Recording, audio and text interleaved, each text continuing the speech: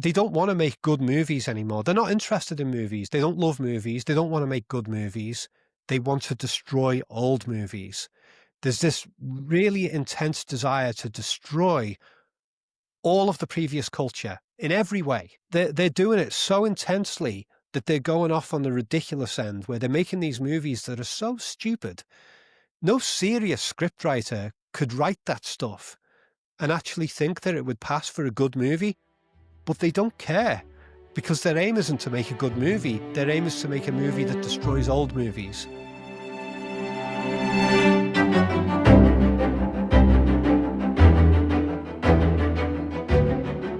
Hello, and welcome to the Will Spencer Podcast. This is a weekly interview show where I sit down and talk with authors, thought leaders, and influencers who help us understand our changing world.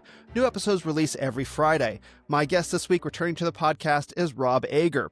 Rob is a culture, film, and video game critic with almost 400,000 subscribers on YouTube across 2 channels. His content focuses on in-depth analysis of classic films by directors such as Stanley Kubrick, James Cameron, Quentin Tarantino, and others. Rob broke away from a childhood of impoverishment in Liverpool, England, via self-education, and has worked in the fields of computer animation, social work, and filmmaking. His videos have been viewed 40 million times by viewers around the world who, like me, appreciate his sharp mind, attention to detail, and commitment to creating an educated movie-going audience. Rob Ager, welcome back to the Will Spencer Podcast. Good to see you again, Will. I really enjoyed our first conversation. I know quite a few other people did as well. And there was a subject matter that we were hoping to get to, that we were planning to get to originally, that we didn't. But I'm actually glad that we didn't in that first conversation, because now it sets up the opportunity for us to do a deep dive on it, which I think is of interest to me and also of you, which is the subject of spirituality and religion in filmmaking, which, of course, I think is worthy of an interview all its own. Yeah, it's a complex one. A lot of multifaceted things going on, enough to fill a whole podcast. Yeah, absolutely. Well, I think one thing that I should probably just start out by saying is, just for the audience, and you'll probably agree, this conversation is going to be full of spoilers. Like, just go into this conversation expecting that we're going to talk about the plot resolutions and the details of all the films that you may or may not have seen. So any film that we're going to talk about, if you're listening or watching this, we're just going to spoil the film for you and just go in expecting that. Okay, cool. So, well, let's get started. I have a bunch of films in mind that I'd like to talk about, and I know that this is a subject of great interest to you, Rob. Are there any films that you think would be a good introduction to the subject of spirituality in film, how it shows up? Of course, I watched High Plains Drifter and Indiana Jones to get ready for this. I'd already seen 2001 and Star Trek: The Motion Picture, and there are a bunch of others. Is there a film that comes to mind for you that you think would be a good introduction to this subject? Well, the 2 that are on my mind at the moment are The Exorcist and 2001: A Space Odyssey, especially 2001, because recently I've been reading a book, which I've got here somewhere. I can't remember where I've placed it, but I paid nearly $200 for this book, which is the transcriptions of the scientist interviews that were done for 2001: A Space Odyssey. And they were originally tagged onto the beginning of the film, and that version of the film was shown to executives, MGM and all the other people who were involved in the making of the film. And then after that screening, Kubrick removed all the scientist interviews and released the movie without those interviews. And he also removed some narration. But those interviews were very, very interesting. When you read them, you can't get the videos these days of it. But the transcription was published, and it's very hard to get the book now. But I had a really good fine-tooth comb reading of that book recently.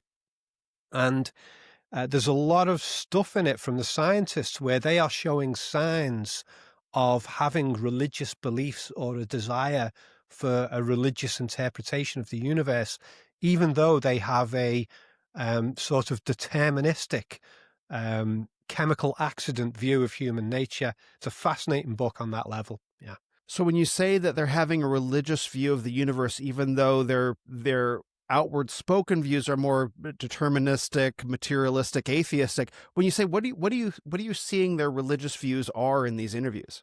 It's what I'm basically getting. Well, there's a number of things going on with these interviews. I've got enough material to make, like, say, 5 videos just from these interviews.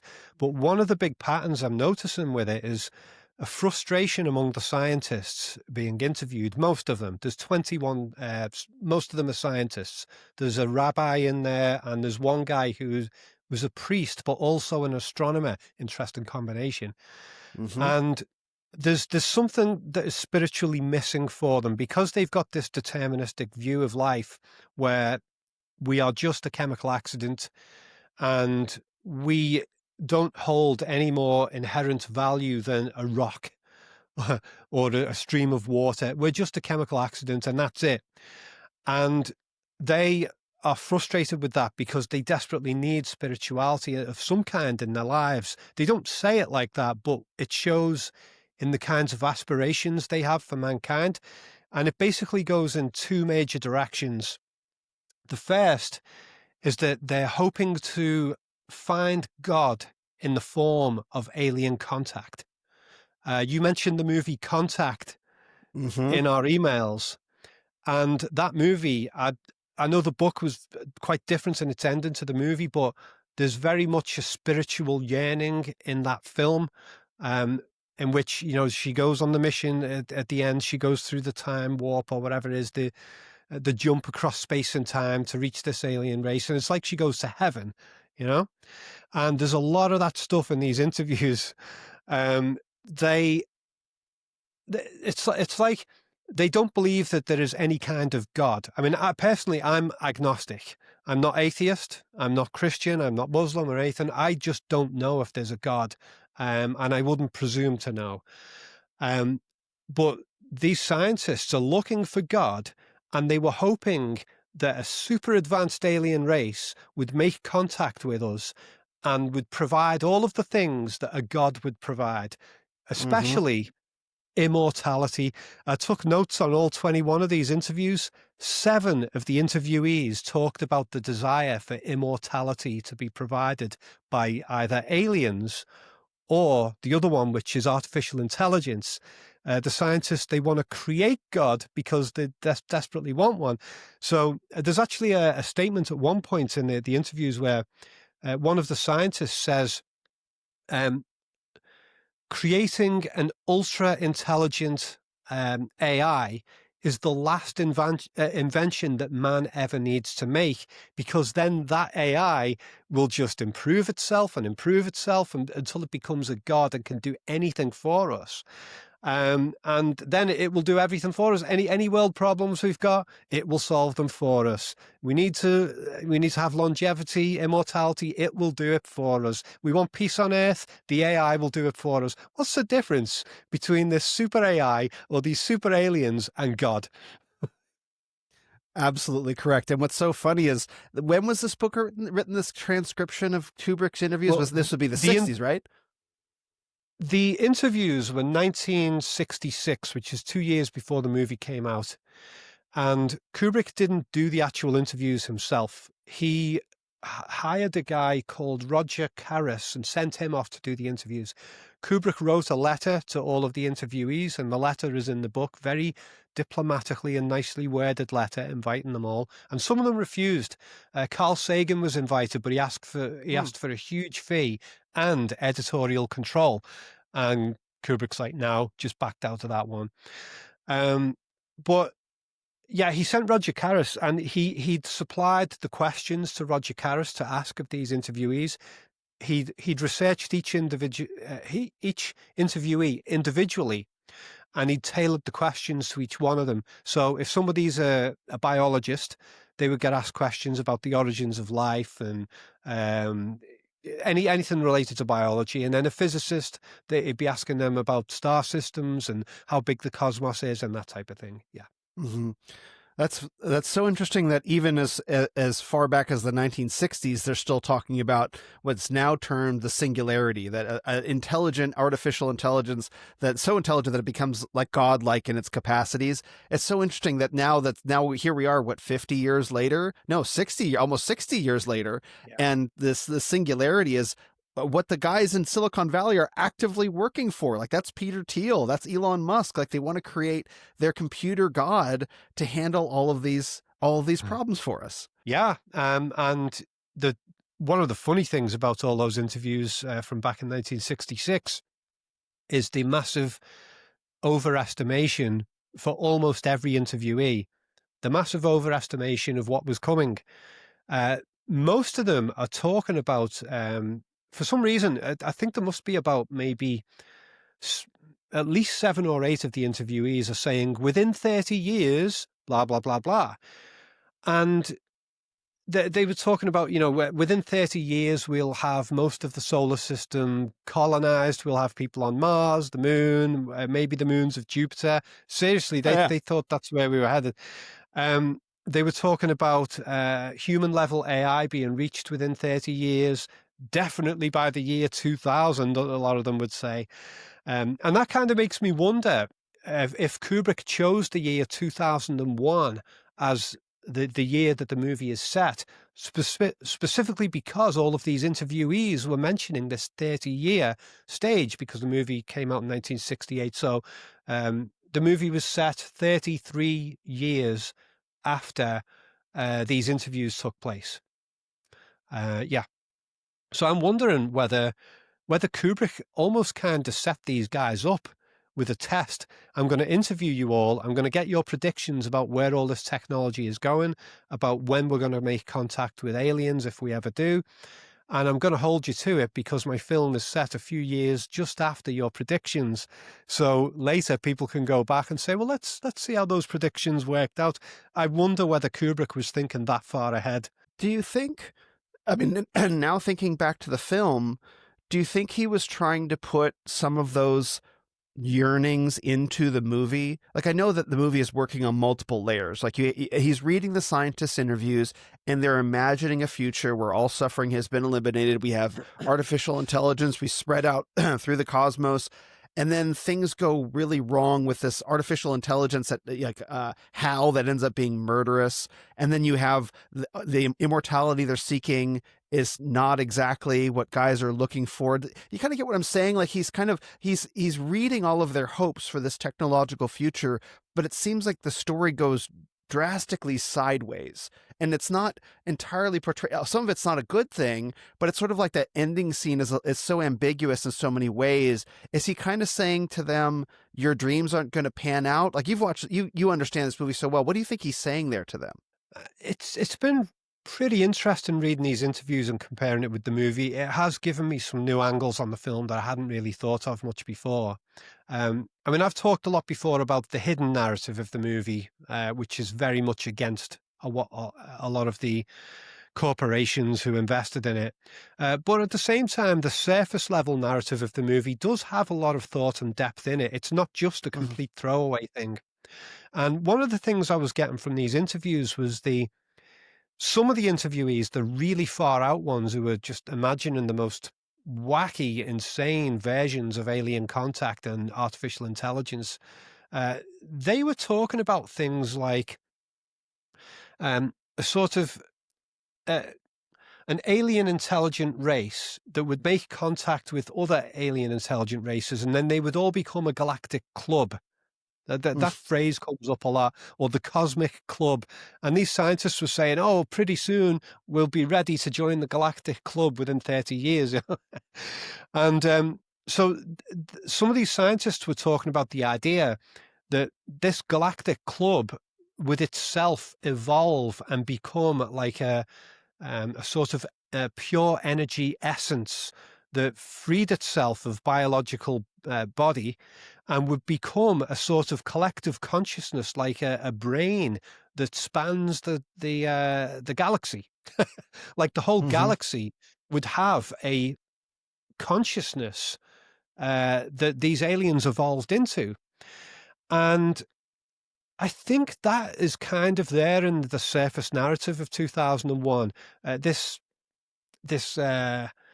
This monolith. I never thought of it this way before, but some of the scientists were talking about, we won't make contact with the aliens themselves, we will make contact with their machines. And the monolith seems almost like it's a machine. It doesn't seem like a biological entity, does it? Yeah. So it's like the monolith is like a tool, a machine of the aliens. I think a lot of people already perceived it that way anyway. but yeah, the monolith's ability to just show up and just make things happen just instantaneously is very godlike, and it seems to have an awareness that just is everywhere. Just those descriptions from the scientists really got me thinking about the monolith and whatever sentient consciousness is behind it.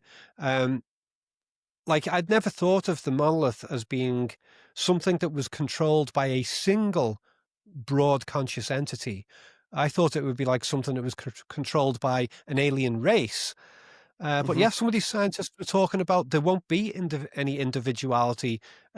Individuality will be um, a thing of the past, and all of the individuals of this alien cosmic club would all just become like brain cells within a larger consciousness. So I think Kubrick took a lot of that into account. One of the interviews he did, he made this statement. I can't remember the full statement, but there was this phrase he used. He said, "The God concept is at the heart of 2001." And I think he understood that a lot of these scientists perceived this ultimate alien race as being no different to an actual God, except it's not a God who created the universe. It's a God that evolved from the universe and then took control of the universe. Yeah. What? Yeah, yeah, So it's this wacky, isn't it? You know. Well, this is all so interesting because as you're describing these things, I think of Star Trek. Like in the Star Trek universe, if you know the backstory, it's that there's a big apocalyptic war on Earth, and then out of the ashes, Zefram Cochrane manages to build a warp drive, and then he goes out and he turns on the warp drive around Earth, and then the Vulcans are like, "Hey, what was that over there?" And they stop by Earth to find out what's going on, and then you have contact where you're making contact with like literally there's a wave, like a radio signal that's being broadcast. And so humans first encounter this big technological signal, and then they get plugged into this giant network of alien life out there that's older than old. In the movie, the alien creature says, "We don't know who built these tunnels," right? Implying that there are consciousnesses that were around that also may have attained some higher level of enlightenment. So it seems like Kubrick was like, these ideas were just kind of in the water, perhaps, of the 1960s, of like, well, it's all happening out there in outer space. It's not happening here on Earth. Yeah, yeah. I mean, there are some very interesting arguments from the scientists to support their ideas, but they haven't panned out well. Mhm. One of them was that the age of the universe, I mean, even if you take like the size of the cosmos and, the galaxy is supposed to have something like 100 million stars or something like that. And even if you said only 0.001% of planets in the galaxy is capable of having life, and then you said only a tiny fraction of those is going to result in intelligent life, with the sheer size of the galaxy, you're still going to end up with something like 50 or 100 intelligent races that have technology, like us or beyond us. That's the kind of logic that the scientists would use. And it's understandable with the size of the cosmos to actually say that life could not emerge anywhere except on Earth. That is a very understandable argument. And there was like a mathematical equation that was done, some calculus that was worked out for predicting how many intelligent races The there Drake were. equation. And this was like quite what? The what? The Sorry? Drake equation. That's the one, yeah. And I think that one came out with a result that said that there are 50 super intelligent races in our galaxy. That was the one of the uses of that equation that I saw. And well, an interesting thing about that, and in the book, which was compiled by Anthony Fruin, who was Kubrick's personal assistant for many years, very smart guy. I've never talked to him about Anthony Fruin in videos before, but I've been learning a bit more about him, and he was very, very clued up. So he compiled this book, and he gave a lot of background on how these interviews happened, and he gives some of his own opinions about these interviewees and stuff. And he also gives a summary of what Kubrick had told him about what Kubrick's personal opinion was on alien intelligence. Kubrick had listed about like 15 or 20 different possibilities of what is going on with alien intelligence, if there is any, and why we haven't heard from them. Because one of the scientists' arguments is that if there are these alien intelligences around the solar system, a lot of them will be millions of years older than us, because our star isn't a very old star. So there will be other stars and planetary systems that came into existence before our star did. And if they developed life, and that life became intelligent, then those super intelligent aliens will have had millions of years of evolution beyond what we've got. That is an understandable argument within the time scale and the vastness of the galaxy. And Kubrick had come to the conclusion, according to Anthony Fruin, that, yeah, this may well be true, but the distances between these different superintelligences in different parts of the galaxy are so great that there's no chance of them ever contacting each other. I mean, it would take millions of years to get from us to the nearest one of them. If you took like the 50 intelligent races and you randomly dotted them around the galaxy, you're talking dozens of thousands of light years between each one. And it may not be possible for any intelligent race to reach the speed of light or anywhere near it, much less break the speed of light. If that is not possible, then these races just don't get to meet each other. By the time they do get to meet each other, they've probably died out. And I think I would agree with Kubrick on that one as a pretty good assessment. Yeah. And that makes me think of a couple different things. First, have you ever read any writings of C.S. Lewis? Are you familiar with his work? What did C.S. Lewis write? The Chronicles of Narnia? I haven't read that. I know of it. I'm sure I've read something by C.S. Sorry, you almost certainly have. He was, he's a British author. I think he was also an atheist or an agnostic, and then he became a very famous Christian apologist. And so his most famous works are The Lion, the Witch, and the Wardrobe, the Chronicles of Narnia series. But he also wrote a trilogy of books that is less well known called the Ransom Trilogy, which is also sometimes known as the Space Trilogy. It was C.S. Lewis writing science fiction. And so, which is incredible. And of course, he and Tolkien were friends. So Tolkien wrote The Lord of the Rings famously, and C.S. Lewis went about to write the Ransom Trilogy or the Space Trilogy. And it's so interesting because he's a famous Christian apologist, incredible writer, and he sort of talks about these same problems in the way that you do. Like, what is it that's going on out there from this perspective? And I don't know, I think you'd really enjoy the books, especially because the third book deals very much with how these issues of the cosmos and what's going on out there impact life here on Earth. I think you might really enjoy that series of books.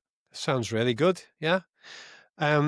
Yeah, I was having to think about some of these things. We had the emails back and forth, and this notion, what 2001 gets at about the human desire to either meet God in alien form or create God in AI form, I think it's present across a great deal of science fiction, not just in the movie Contact, but you've got Star Trek: The Motion Picture, which is one of my favorite movies of all time, the very first one, the most intelligent of the series by far.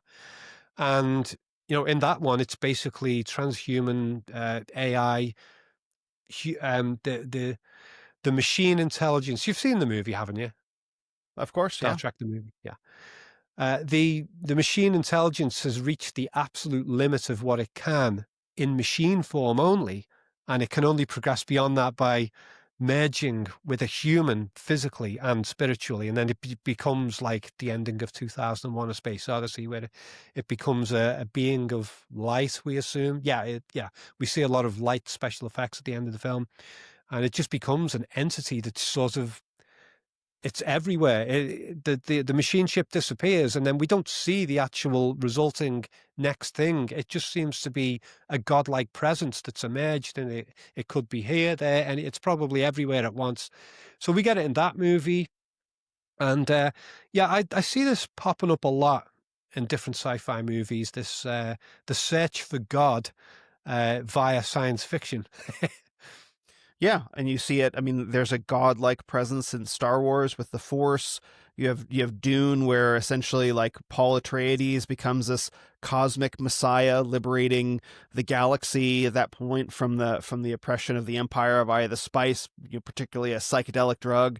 And so I think I remember when I was a little kid, I used to love to read science fiction. In fact, I haven't thought about this in a long time. There's a series called Hyperion, which is also a very good collection of science fiction books. And what I liked about it was the genre called space opera, which is like, it's not just about these small science fiction stories, it's about big galaxy spanning stuff. And I think what I enjoyed about it was that it started to touch on questions of philosophy, of theology, of humans longing for something greater. It wasn't just, let's just tell a cool story with technology, which a lot of science fiction is today, unfortunately. It expresses a particular desire of humanity to expand, humans themselves to expand beyond themselves. And so maybe Kubrick and much of the most popular science fiction touches on that point also. Yeah. Yeah. Pretty interesting. Yeah. I think also of Christopher Nolan's movie Interstellar, where you talked about the intelligent races not having contact with each other. Well, maybe they can, but by the time one member of the species crosses a far enough distance to get there, everyone else he knows back home, might be dead, or the civilization itself might be gone. Yeah, I didn't actually watch the whole movie of Interstellar, so I can't comment on that one. Yeah, I kind of, as you know, I wasn't too keen on his other films, so at a certain point, I just gave up on Nolan completely. So call me ignorant, but I should watch Interstellar just for that aspect of it. Yeah. Wait, so what was it that made you give up on Nolan? Because he's such a popular filmmaker today. I think he makes good films. Not all of his films have been great. I haven't seen Tenet or anything. What was it that made you give up on him, just out of curiosity? I tried watching, was it the Prestige? Yeah, It's the one where he had the magic show stuff. that was the I Prestige. I watched half of it and I was utterly bored stiff. I thought, Hmm. here's a filmmaker who is trying to be smart. He's got a few ideas, but overall, everything is just by the numbers, bog standard. And I just find that with all his films, that there'll be a few novel ideas, but they're not even intelligent ideas. They're just a little bit different, just different enough to be able to say, hey, I've got this movie and it's original. But when I watch them, I see 1% ideas and 99% just paint by number. His films don't do it for me. The one I enjoyed the most was, what was the one with the multiple realities of the dreams? Inception. Inception, yeah. The first time I watched that, it held my attention, and parts of it, I was like, okay, that's interesting. A bit of thought gone in there. Second time I watched it, I was like, no, this is utterly garbage. The dialogue is utterly lame. Most of it is just absolutely bog standard. And considering this is set in the realm of dreams, you'd think a lot more imagination would go into this. I'm thinking of other movies about dreams, such as Nightmare on Elm Street. They go really surreal with stuff in that. Or what was that movie? Dreamscape, which is a kind of a forgotten movie now with Dennis Quaid. That was a 1983, I think, movie. That was kind of a horror movie. It's kind of a precursor to Nightmare on Elm Street, actually. That's got a lot of really crazy, surreal stuff in it. And then you look at David Lynch's stuff to do with dreams, and I'm like, those people knew how to do dream logic stuff way, way better and more interesting than Christopher Nolan. So, yeah, it's just... I gave up. There was about like 4 films of his that I'd tried to watch. I'd made it through to the end of Dark Knight and Inception, which are the most revered of his films as far as I can tell. Mm-hmm. And both of those I thought were really lame. And the other films that I tried to watch of his, I get halfway through and I'm just utterly bored stiff and turn it off. Mm-hmm. So I gave up. I don't even bother watching his new films anymore, because I thought if he was going to become a really great director, making the type of movies that I would like to see, he would have done it by now. Yeah. Do you think his I agree with you. evolution has reached its plateau? So that's really funny, because I think a lot about Christopher Nolan, like his film Inception. He has this incredible idea of being able to implant ideas subconsciously in people's minds and then completely change their lives as a result of it. So he goes in, Cobb goes into his wife's mind and she goes crazy, and then they're trying to manipulate this executive to give up his company. It's a really interesting idea that if you just go deep into enough into somebody, you can shift their whole like perception of reality. And I remember really enjoying that idea, but then watched the movie a couple times and I was like, wait, you have this amazing idea of a plot structure of a concept that you can build a film around, and you turn it into like a shoot 'em up, Yeah. like a bang bang kind of thing. Like I kind of Yeah. wish that someone else would take that idea and make a sequel and do some other things with it. Yeah, absolutely. Um, I did make a video many, many years ago, back before I was even doing HD videos, and the video was called How Inception Could Have Been Better. And I laid Hmm. out a load of ideas in that. And one of the ideas I had, which for me would have made the film infinitely better just on its own, was instead of starting out at the movie where everybody explains, oh, yeah, we delve into people's dreams and we manipulate things in dreams and we got these gadgets and machines that do it, blah, blah, blah, blah. Instead of doing that, have the movie start off as if it is reality. And then the characters discover that they're in a dream and they wake up from it and they move up into the next level and later discover that that's a dream. And after a number of levels, they're like, oh my God, I'm trapped in a multi-level dream. And so that you've got a journey of discovery along the way. Whereas the movie explained the whole scenario right away at the beginning. And I was like, well, you just took the mystery out of it there for me. Take me on the journey. Don't write. It was almost like, it was presented like an academic paper instead of an actual dramatic experience. And yeah, all this shoot 'em up and action stuff, that didn't belong in there at all. That's just Nolan trying to give people the bog standard stuff that they would get from James Bond or anything else. I mean, that's an example of where I say his films are 1% ideas and 99% just paint by number. Yeah, That makes me think of your critique of the Truman Show, where you talked about like a way more interesting, because a lot of people love the Truman Show, but a way I more like it. interesting. Yeah, I mean, it's an okay film, but a more interesting way to do the film would be he discovers along with the audience that his reality is a fake rather than giving it all away from the beginning. Yeah, yeah. And it seems to be a major problem with a lot of intellectual filmmaking these days, or they call it intellectual filmmaking. It's almost like the filmmakers are like, okay, we've got all these concepts and ideas. Now we're going to put it into a movie, but what if the audience are too stupid to understand it? We need to Yeah. explain it. We need to explain it like we're explaining to an 8-year-old, And that ruins it. I mean, we were talking about 2001: A Space Odyssey, and Kubrick is like, "No, you're not getting any verbal explanation here. I'm going to show you everything. I'm going to give you all the clues and the puzzle pieces, and it's going to be complex and multifaceted. You're going to have to figure it out." And that movie has had such incredible longevity because of that approach. And I would say that's the case with most of Kubrick's films as well. He didn't over-explain things, but these other filmmakers are terrified of doing something that the audience can't consciously verbally get because they're worried that people are going to say, I didn't like that because I couldn't verbalize it. So can we talk about High Plains Drifter? Because that was exactly what I said when that film was over. I said, and again, spoiler alerts the entire way through. I said that if they were to remake, I said to my wife, if they were to remake High Plains Drifter today, they would explain the total backstory of the stranger. They'd give him a whole big origin story, and the reason why that movie sticks, I think, is because you have no idea who this guy is. He could be anybody, he could be nobody. The reason why it sticks is because you don't know what his ultimate motivation is or what the nature of him as a character is. But a movie maker today would tell the exact same story, but they would ruin that whole central mysterious aspect of it. Yeah, yeah. Or they might leave one or two small mysteries, but most of the story would be openly explained very explicitly. It takes a lot of guts from a filmmaker, like David Lynch, to just make a movie where only like 10% of it is actually explained and the rest of it is a huge, big mystery puzzle for you to figure it all out. And you could spend years watching the movie again and again. But funnily enough, High Plains Drifter was remade, by Clint Hmm. Eastwood himself. Yeah, it was remade as a movie called Pale Rider, Oh, which about maybe 10 or 15 years later. And a lot of people really rate Pale Rider very highly. Personally, I don't. I think High Plains Drifter is the far better film. It's more mysterious, it's more daring, it's more challenging.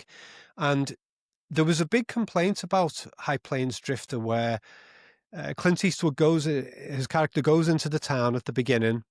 He goes to get a shave in the barber's and he shoots a couple of guys. And then he grabs that girl on the street and takes her into the barn. And you know what happens Yeah. there? I'm not going to use Yeah. the R word. Yeah. And a lot of the critics were like, whoa, Clint Eastwood's character does that to a woman? No, no, no, no, no. A lot of people were pissed off with that. But then there was an argument to be made that she was the girl who set him up to be whipped to death later, earlier in the story, because she was with him on the night when he came out the hotel. And I think there's a whole backstory of what happened in that town that's hinted at throughout the movie. And she was part of it. She used her sexuality to set him up to be killed. And that's why he delivered his retribution to her in that vicious way. There's loads of things like that in the film. But when they made Pale Rider, they took all of the edge out of his character and made him a much nicer person. He didn't have such a dark side to him because you don't really know. When you're watching High Plains Drifter for the first time, I don't know about you, but the first time I saw it, I was like, my God, Clint is a bit brutal in this. Is he the bad guy? What's going on? He's all these people, he's doing these nasty things to all these townspeople. What the hell's he doing? You know? And then after you watch the movie a few times and you start to figure out the backstory of what happened to his character, then you understand why he's delivering such brutal retribution to all these people. It's a fantastic film. I love it. Yeah. I'm so glad that you talked about that, because that was something that my wife and I talked about. Like, what was the point of that scene? Like, it's one of the first things that happens. He drags this girl away. It's like, what purpose did that serve? Because it almost felt like you could cut that whole thing out and the movie wouldn't lose anything. I didn't pick up that the prostitute, whoever that girl was, she was the one who set up, what was his name, Murphy or something like that. She was the one who set up the old marshal to be whipped to death. I had totally missed that little detail. Yeah. So that actually makes it make more sense. It wasn't entirely just her fault. It was all the people of the town, but she Yeah. was part of the plot. Yeah. So, yeah, the whole film is structured exactly like that. Everything that he does within the town, it's almost like he doesn't actually exist as a character. It's like he is simply a human-shaped manifestation of karma. Mhm. Everything the townspeople have done, it all comes back to haunt them. And it just comes back in this human-looking form, played by Clint Eastwood. Yeah. Yeah, that's the whole big question. Like, I watched some YouTube videos afterwards, like, who is the stranger? Is he some angel of retribution? Is he the murdered marshal's brother? Is he the devil? And what I enjoyed about the film was, like, you don't actually know. There's lots of clues, and I don't know if Clint Eastwood even knew when he was making it, but I like that element of unresolved mystery. It's what makes the film. It's what makes the film memorable versus if they were to just provide an answer. If they just provide like a pat answer, you're like, oh, he's the guy's brother. Cool. That wouldn't work. But there's this air of creepiness throughout the film. And I would really love to know, how do they create that feeling? Because obviously the music is a part of it, but there's this air of supernatural mystery throughout the entire film. That's not just the music. That's not just the mystery around the character. There's something about the way that he shot the film that creates this unsettled feeling. Do you know what creates that feeling? I was thinking about you the whole time when I was watching that.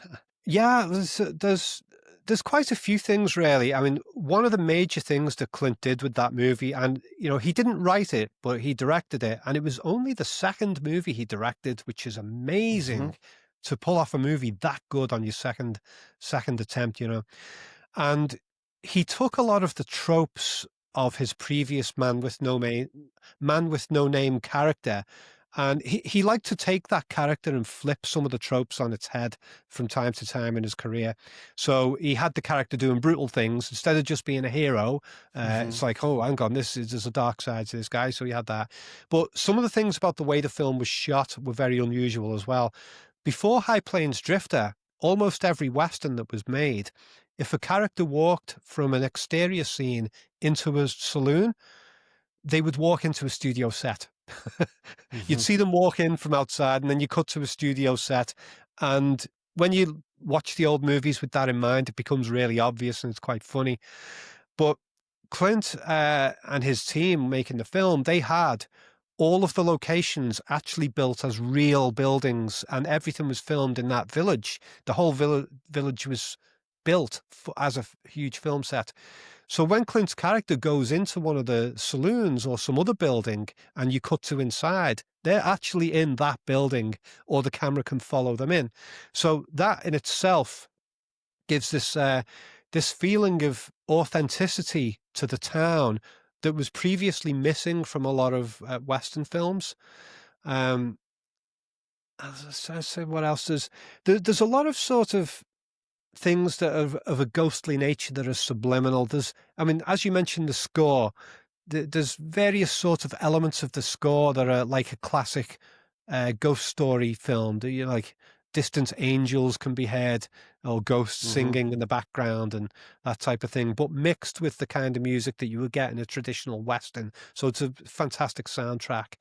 I think the use of darkness is really good as well in the exterior scenes, especially toward the end where the town is on fire. Most of the buildings are on fire, and you've got the characters hunting each other down, shooting each other and stuff. And most of that appears to be shot quite genuinely with firelight. You know, Mm-hmm. it's not like everything is overlit like in most movies. You've got huge fires raging nearby, and you've got the characters lit by genuine firelight, and that gives a feeling of authenticity and a feeling of it being like hell, because those scenes are so dark, visually much more dark than most movies typically have. Yeah, that was the scene. That was the scene that really struck me. Like they come, the bad guys come riding into town, and the entire town is literally painted red. And the actual set that they shot the actual film on, they actually painted it red with something like 300 gallons of paint, something like that. And then the whole thing gets lit on fire. And I guess they shot the movie sequentially too, and they burn the buildings down. And here's Clint Eastwood being this figure who seems to, like, for the entire movie, the stranger character just seems to have this premonition about how things are going to go. Like, that's the odd part about the movie is he walks into town, he sits down, he gets a shave, and then, but he somehow if he's there for revenge, the whole revenge sequence unfolds as a result of the guys attacking him. How does he know that's going to happen? He seems to know everything ahead of time that's going to happen. There's that aspect of it. And then it's just literally like hell, where he paints the word hell over this name of the town to kill the bad guys.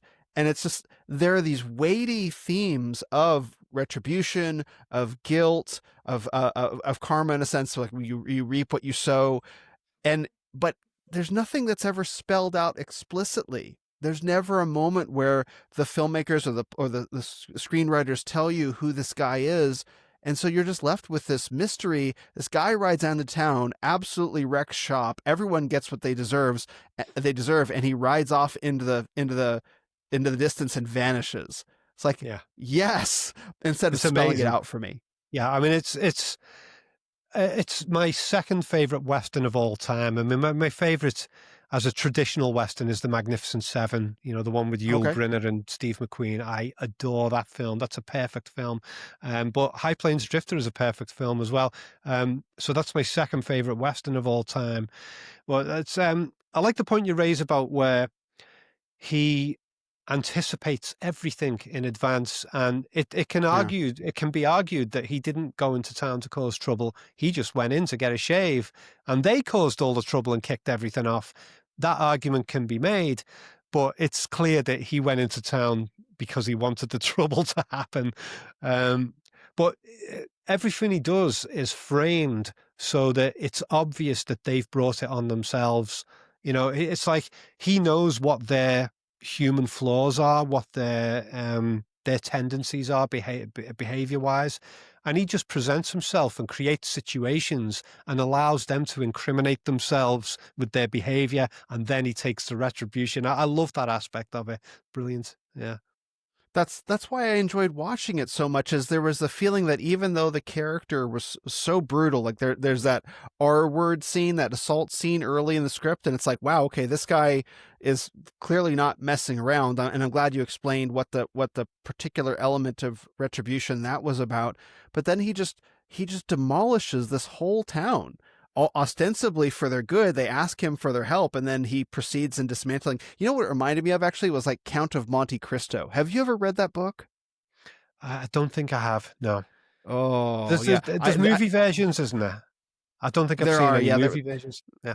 there was a trailer for one that came out a couple years ago where the trailer looked pretty amazing. I think it was a French production, so not a Hollywood Mm. production, but it's really tough to capture the book because the retribution, the revenge story of the book it's literally incredible. Like you can't even figure out. It's like a whodunit Yeah. in a way. How did the screenwriter, it's not the author, I mean, I think Dumas is his name, maybe. How did he figure all that out ahead of time? And it's that premonition. It's that everything set up ahead of time to make it possible for everyone to get exactly what they deserve. And there's this really satisfying feeling at the end of it, like, yeah, okay, that that completely worked out. Absolutely, yeah. Yeah, I'm very aware of the Count of Monte Cristo. It's very, very famous, isn't it? I need to go and check that out. I really should, because there's a lot of famous books and movies that are just renowned, and I haven't had the time over the years to go and check them, or I've been too lazy. That's one of them. But yeah, the with the High Plains Drifter, there was something I was going to say in response to something you said there, which was oh yeah, It's about the the scene with premonition. the woman in the barn at the start. Yeah. That I think is really well placed, because right at the beginning of the movie, okay, he's just killed 3 guys. You understand why he killed them. They were Yeah. clearly threatening him, you know. But then he goes and does something that's really bad, and you're like, okay, this is different. This is not your usual Clint Eastwood film. This film is more daring. We're seeing things that we don't normally see from Clint. So you're then on edge for the rest of the movie, and you're like, is he Hmm. the bad guy? And so that sets you up to question not just the townspeople, but to question him. I love it when movies don't tell you explicitly who you should side with, where they give like a mixture of motives for different people in the story. I mean, just recently I was watching with my girlfriend. She'd never seen it before, but we watched Pulp Fiction together. I finally Mm. persuaded her to watch it, and she loved it. Hmm. One of the characters in that, whose journey I love for its multifacetedness, is the character played by John Travolta. What was his name in the movie? Uh, it wasn't Oh, I don't Jules. remember. That was the other guy. Oh, can you remember I don't his name? remember.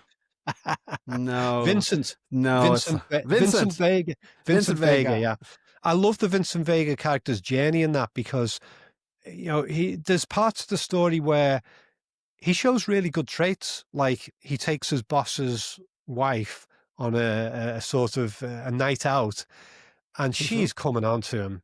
She's showing all these signs, and he's like wrestling with himself. Do I be loyal to my boss? And then there's a scene where he's looking in the mirror, and he's saying, I'm going to have one drink, go home, jerk off, and that's it, man. And you can see he's got genuine loyalty. He's got decent values in some areas, but at the same time, he's a killer. And unlike the Jules character, Jules sees the situation where they kill some young guys at the start of the movie, and another guy comes out, tries to shoot them. All the bullets miss magically, Hmm. and then Jules is like, "Okay, I've seen the light. I'm out of this life. I'm with God," And you can see from the bullet impacts in the walls that it really was magic. The way the bullet impacts are placed, they didn't go around them; they went through them. It was a miracle. But Vincent Vega won't see the signs, and he pays the price by getting killed by Bruce Willis's character later. He gets a second sign from God, which is he's in the car and he's discussing with Jules and the other guy sat in the back of the car, the young guy, and they're discussing whether the bullets was a miracle or not. And he asked the guy in the back of the car, what do you think? Did God turn around and stop those bullets? And he turns around and his gun goes off and blows the guy's head off. And I've never heard anyone talk about that as being like a second miracle, like another Mm. warning from God specifically to him. because he's challenging and saying it wasn't a miracle. It's like God made the gun go off and blow this guy's head off to say to him, look, you didn't believe that one. Do you believe this one? That I love that take on that, but he still doesn't see the signs. And so he gets killed in the end. So, I mean, that's another movie that's got some great religious stuff going on. Yeah. And you know what's so interesting about Vincent Vega's character? He's the guy that opens the briefcase, right? He's the only one that he opens it up. It's glowing. So what's in the briefcase? And we never find out what that is, but it's clearly, people say it's Marcellus Wallace's soul or something. That's why he has the Band-Aid on the back of his neck. So yeah, he's sort of, Vincent Vega's character is kind of blind to some of the spiritual realities around him. Maybe that's just part of his character. What an interesting choice of roles for John Travolta after being gone for a long time too. Yeah, it was fantastic because I remember going to watch that film on the cinema when it came out, and it was one of the best cinema experiences I ever had. The entire audience were just laughing throughout the movie, howling. But yeah, I mean, John Travolta, I only knew him when I was a kid from when he was in the movie Grease. And I hated the movie Grease with a passion when I was a kid, just like I hated Dirty Dancing years later. But I did like Footloose. Footloose rules. That's a great movie. But actually, even movies like Grease and Dirty Dancing, over the years, I've been thinking maybe I should go back to those movies and actually do some film studies of them, because there's some interesting psychology with all those musical movies. But anyway, that was all I knew John Travolta from was Grease, and he was forever associated with that. And then he shows up in Pulp Fiction in this completely different type of role. And it was fantastic, just to see him doing something so off the wall and so different and being given a second chance as an actor. That was great. Yeah. Yeah. And he's kind of heavier. And then, but they still have the dance scene. Pulp Fiction is such a great movie. Like it's hard to watch in many scenes, particularly with the needle scene was really tough to watch. The sound effect for that scene was just perfect, by the way, the sound design for that. But like there's so many different themes to that. And I remember in our first conversation, yours and mine, I think it was the gold watch sequence that was the first video of yours that I had ever seen. But there's so many elements of that story that sort of touch on maybe like an everyday spirituality, the everyday supernatural, bullets going through them, being miraculously saved from the dead by an injection, choices of morality or immorality. Like, I think that's part of the thing that makes that movie special, is that it's not just a straight up movie. You have this feeling there's more going on behind the scenes in these characters' lives. And that just makes me, there's a question that's been swimming around in the back of my mind. Do you think filmmakers today are much less ambitious than they used to be in the past? Because as we're talking about High Plains Drifter, and we talk about Star Trek, and we're talking about 2001, and even Pulp Fiction, which, has attained classic status, it felt like filmmakers tried to do bigger things, work with bigger ideas than we get today with like Christopher Nolan, who takes an idea and turns it into a shoot 'em up. Do you think that filmmakers of generations past, they aimed bigger than we're getting today? Yeah, definitely. I think they had more guts. They were willing to take a risk of being disliked. They were willing to take a risk of bad reviews. They had a genuine passion to make a really great movie. Whereas nowadays, I think most of the filmmakers are just trying to pander to critics. I think maybe the permanence of critical reviews on the internet has got something to do with it, because back then, we didn't have the internet. When Pulp Fiction came out in 1991, was it 1990? I think something like that. Yeah. Yeah, and we didn't really have the internet then. I think it came late 90s in the beginnings of the internet. And so when you got critical reviews of movies, they didn't really matter. Some people would read it and decide whether or not to go and see the movie. But most of the time, the success of movies was driven by word of mouth of audiences. And so critical reviews would come out, and the critical reviews could say all kinds of negative things, but that would just be completely overridden by audiences seeing the movie and telling their friends, you got to check this out. Pulp Fiction, Reservoir Dogs were examples of that. Reservoir Dogs didn't do very well in America. I don't think it got a great deal of press. It was massively successful here in Britain for some reason, specifically in Britain. I've heard Tarantino talk about some theories about why that is.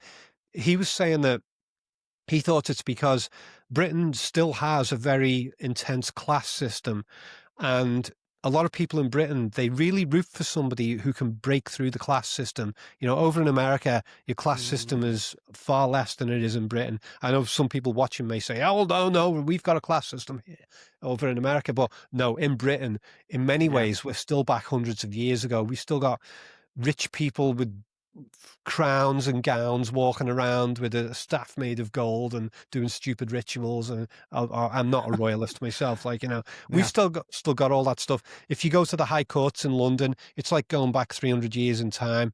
It's weird. Uh, and Tarantino was saying that when Reservoir Dogs came out, he said that British audiences related to the fact that he was an underdog filmmaker who just came out of nowhere and broke through. I don't know if that's why it succeeded here. It's possible. I never heard anybody talk about it that way, but that was his theory, and I don't have any other competitive theories for that as to why it succeeded. So Tarantino was massive in Britain because of Reservoir Dogs, and then in America it was Pulp Fiction that really broke him out in the open. And then a lot of people went, "Who is this guy? Oh, let's check out his previous movie, Reservoir Dogs." Yeah. Mm-hmm. Yeah, I'm glad that you mentioned the class system in Britain, because I've done a fair bit of travel. I think you listened to me talk a little bit about that on an interview I did with somebody else.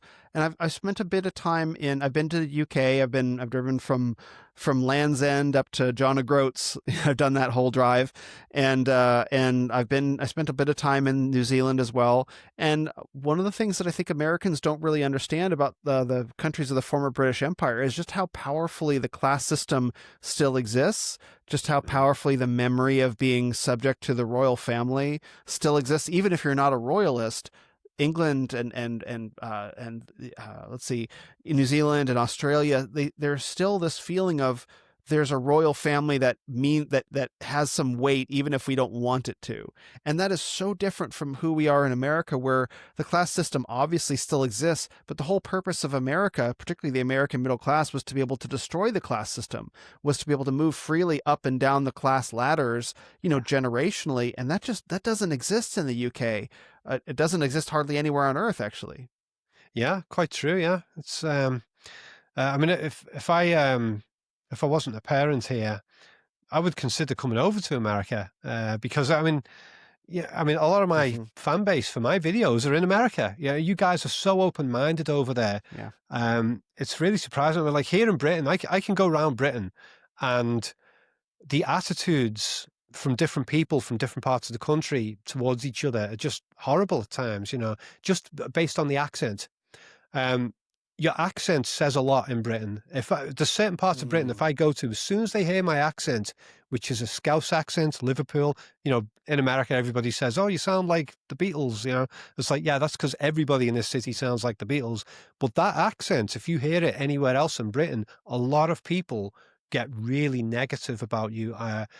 Some of them will be hostile. Some of them will just back off because they're scared of you, because people in this city have sort of got a reputation for being very violent.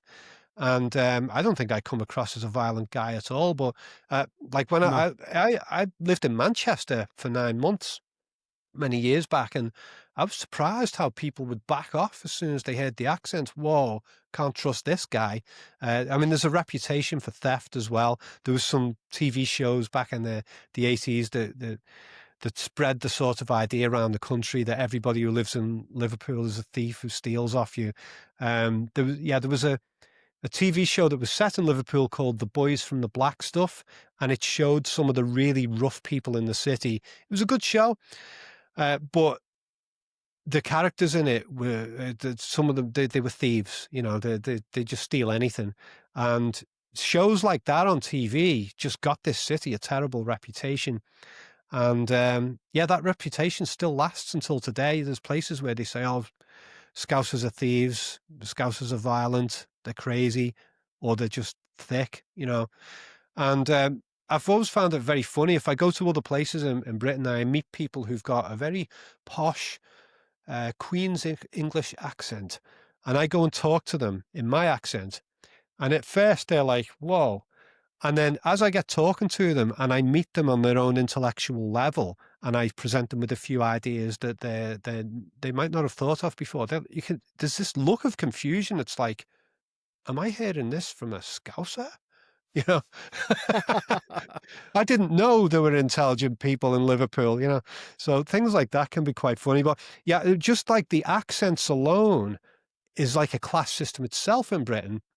You are a lower life form if you've got a Scouse accent, an Irish accent, a Scottish accent, and there's several other accents that are held as lower. But if you're in London and you've got that proper Queen's English accent, then you're automatically a higher being, you know. And it's even to the point where there are certain accents that are avoided on TV chat shows and news presentations, things like that. So news reporters will never have a Scouse accent in Britain. They might if it's a local TV station, but you would never get a Scouser presenting the news on a London-based TV show, you know? What's so interesting about that, you think of like Mark Zuckerberg, the founder of Facebook, founder and CEO of Facebook. For years, in fact, I think he still does, he wore just simple jeans and a hoodie. So he was one of the richest men in America, maybe one of the richest men in the world. But in the United States, there's like almost like class shame in some corners. There are some corners where obviously they don't, but where people will try to hide. And this is absolutely true in Silicon Valley. People will actively try to hide in certain ways the class that they're in, versus in England. You can't, like, it's written on the way that you speak, and you're judged for it. I just don't think Americans can understand. Maybe people from the South can kind of understand, like if you have a really thick Mississippi or Alabama accent, something like that. But I don't think we have an analog for that here in the States.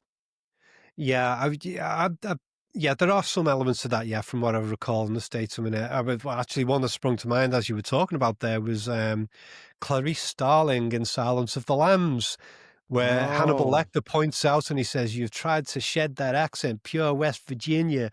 It's like, oh, okay, yeah. she's from the lower classes there, yeah. So I guess you guys have got it there as well. But the accent thing is pervasive across Britain. Yeah, and I don't think a lot of Americans, well, I don't know. I'm from Arizona, and being from Phoenix, we don't really have an accent. We don't have a noticeable one. I can kind of pick one up, but it's not something that would compare to like a Southern California accent or a Texas accent or New York or something like that. But I just think that there are realities between, like, you and me would look very similar, like on the surface, white guys, etc., speaking the same language of English. But the United States and Britain are two very different countries. Even though we have a shared common past, it's almost like we're mysteries to each other in certain ways. Do you feel that, because you interact with so much American content, American movies that are made for American audiences that don't that do they reflect a slightly different reality in Britain, or is it sort of, I guess I'd imagine it'd be universal in its own way? Well, this is I'm quite unusual in this respect because I may have mentioned it in the previous podcast. I can't remember, but I lived in Canada for 5 years when I was a kid. So I was Hmm. 7 years old when we went over there and 12 years old when we came back. So a large part of my formative years was in Canada. And from the British point of view, Canada is just an extension of the United States. You know, it's culturally very Ah. similar. The accents are very similar. Almost to British people, we can't tell the difference between a Canadian accent and a United States accent, if there is much difference. I think there's a lot more Hmm. variation within the United States of accents than there is in Canada. Um, but yeah, so I have always felt a connection to North America because of that stuff. I mean, all the movies in Canada were all from the United States. You know, they didn't really have much film industry of their own, and so much of the culture crossed over between the two countries. So there's always been a part of me that feels North American because of those 5 years, and still to this day when I'm reading a book to myself, I often still hear in a Canadian accent as I'm talking to myself in the book, reading the book to myself. Hmm. Still, I'm 52 now, and it's like, wow, that is still there. So that, in a way, that kind of helped me break out of a lot of the class system conditioning and other types of conditioning here in Liverpool and in Britain, because I'd experienced 5 years in Canada with it in a society that's a lot less bigoted, a lot more free, a lot more. It doesn't matter where you're born or what stock you come from. It's what you can do and what you can achieve and what you've got to offer that counts. That was what I experienced as being the North American way. So I came back to Britain and that stuck with me. And I was disinterested in any efforts from anybody here in Britain to say, oh, you belong in this social box. I was like, no, no, not Mm. to that, you know. So that's helped me a lot. But I think a lot of people in Britain have a preoccupation with movies from the United States. And this probably applies with a lot of countries across the world because we want the kind of free sort of openness that we associate with American society. I know it's not all like that in America, um, but but from what we see in the movies, I mean, you could say it's America has sold itself very well to the world on that front. But you know, we see these movies set in suburbia in America where everybody's got a huge house and a gigantic garden, whereas here in Britain, like where I live, a lot of the houses are just crammed next to each other with no garden space in between them. They're called terraced houses, and they're like chicken coops. You know, it's like everybody's just Mhm. condensed in together. I never saw any houses like that when I was in Canada. Everywhere I went, every house was at least semi-detached, or if not fully detached, and everybody had a garden. And to me, that was a different world. And after we moved back to Britain, I forever continued to long for the open space of Canada or the United States. I like the way things are so spread out there. The streets aren't crammed. Like you get streets here where there's a road and it's such a small, thin road. There's a load of cars parked, and as you're driving down that road, you're swerving in and out of the parked cars. I never saw any of that in Canada. Huge open roads, big sidewalks with plenty of room. There's just so much space. Still to this day, I get this claustrophobic feel of crammed in, a sensation of being crammed in Britain, like I'm stuck in a sardine can, you know. Sorry, we were Mhm. supposed to be talking religion, and I've gone off on this mad tangent here. Sorry. No, I mean, I think this is very relevant to religion and spirituality in film because I think the films they express certain aspects of the human condition, longings, fear, right? I'm thinking as you're talking about this, I'm thinking about the movie Children of Men, Yeah, which you know I don't follow the news super closely, but it seems like there are prophetic elements of that film to some of the things that the UK that Britain is experiencing right now. Obviously, it's not that apocalyptically bad, but it I could think go that that that way film in though. Yeah. particular. Do you think so? Like, is that really how it feels inside? Because there are a lot of doom and gloom voices, and I never know to take them seriously. But things seem quite tense over there right now. I also don't want to get you arrested, so Okay. Yeah, okay. There's a few things to say on that from my point of view. I'm very aware that a lot of the social media and the podcasters in America and stuff are talking about the UK becoming extremely draconian against free speech and bringing in digital IDs and stuff like that. There is some truth to that. There are efforts being made by this government and some of the previous ones that we've had in the last couple of decades.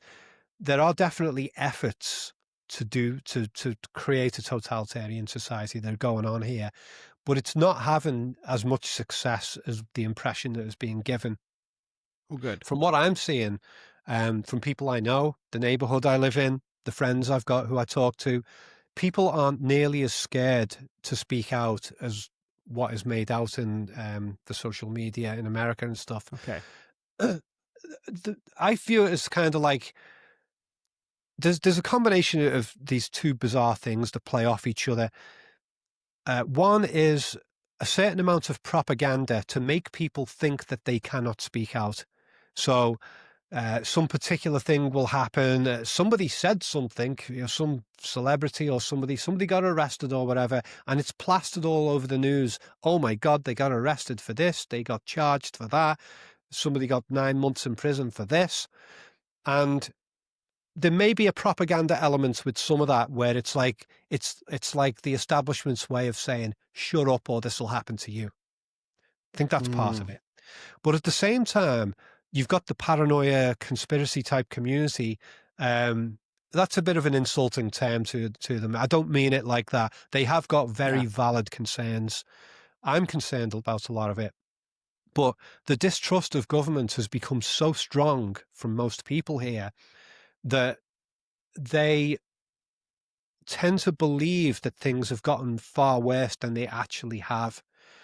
Um, the kinds of things that people are apparently being thrown in prison for saying this or posting that on social media, there may be the odd cases where some police force has gone and done that to meet some quota or to meet some propaganda agenda.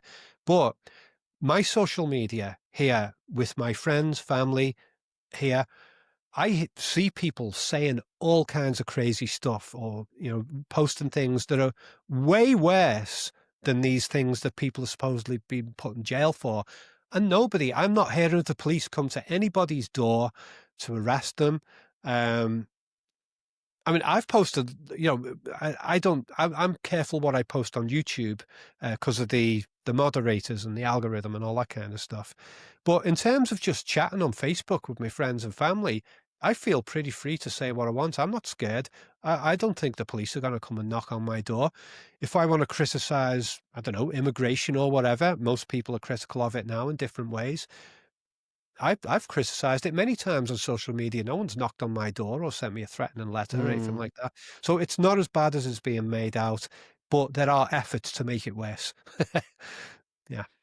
Well, that's reassuring to know, because the picture that gets communicated to us here, particularly from conservative media, is that things are looking quite dire. There's an authoritarian government that's enforcing mass immigration, that's threatening to almost break the country in half. It feels like there are people that seem to paint the picture that some sort of violent social upheaval is imminent in the UK. That's the impression that's created to me. Maybe that's true, but do you feel that where you are? Yeah, that is certainly going on. Excuse me. Um, yeah, like I said, it's not at a point where you get the police knocking on your door for just because you said something. That's extremely rare from what I can tell. But there is a massive social upheaval going on. The immigration thing is Mm. definitely one of the key things, and there are huge, huge problems with that. I mean, you get the news media saying, "Oh, they just hate all immigrants." No, I don't know anybody who's saying that at all. I know a lot of people who dislike the open door immigration, but not one of them do I think, oh, this person is like a neo-Nazi, a racist, or anything like that. Not one of them. Yeah.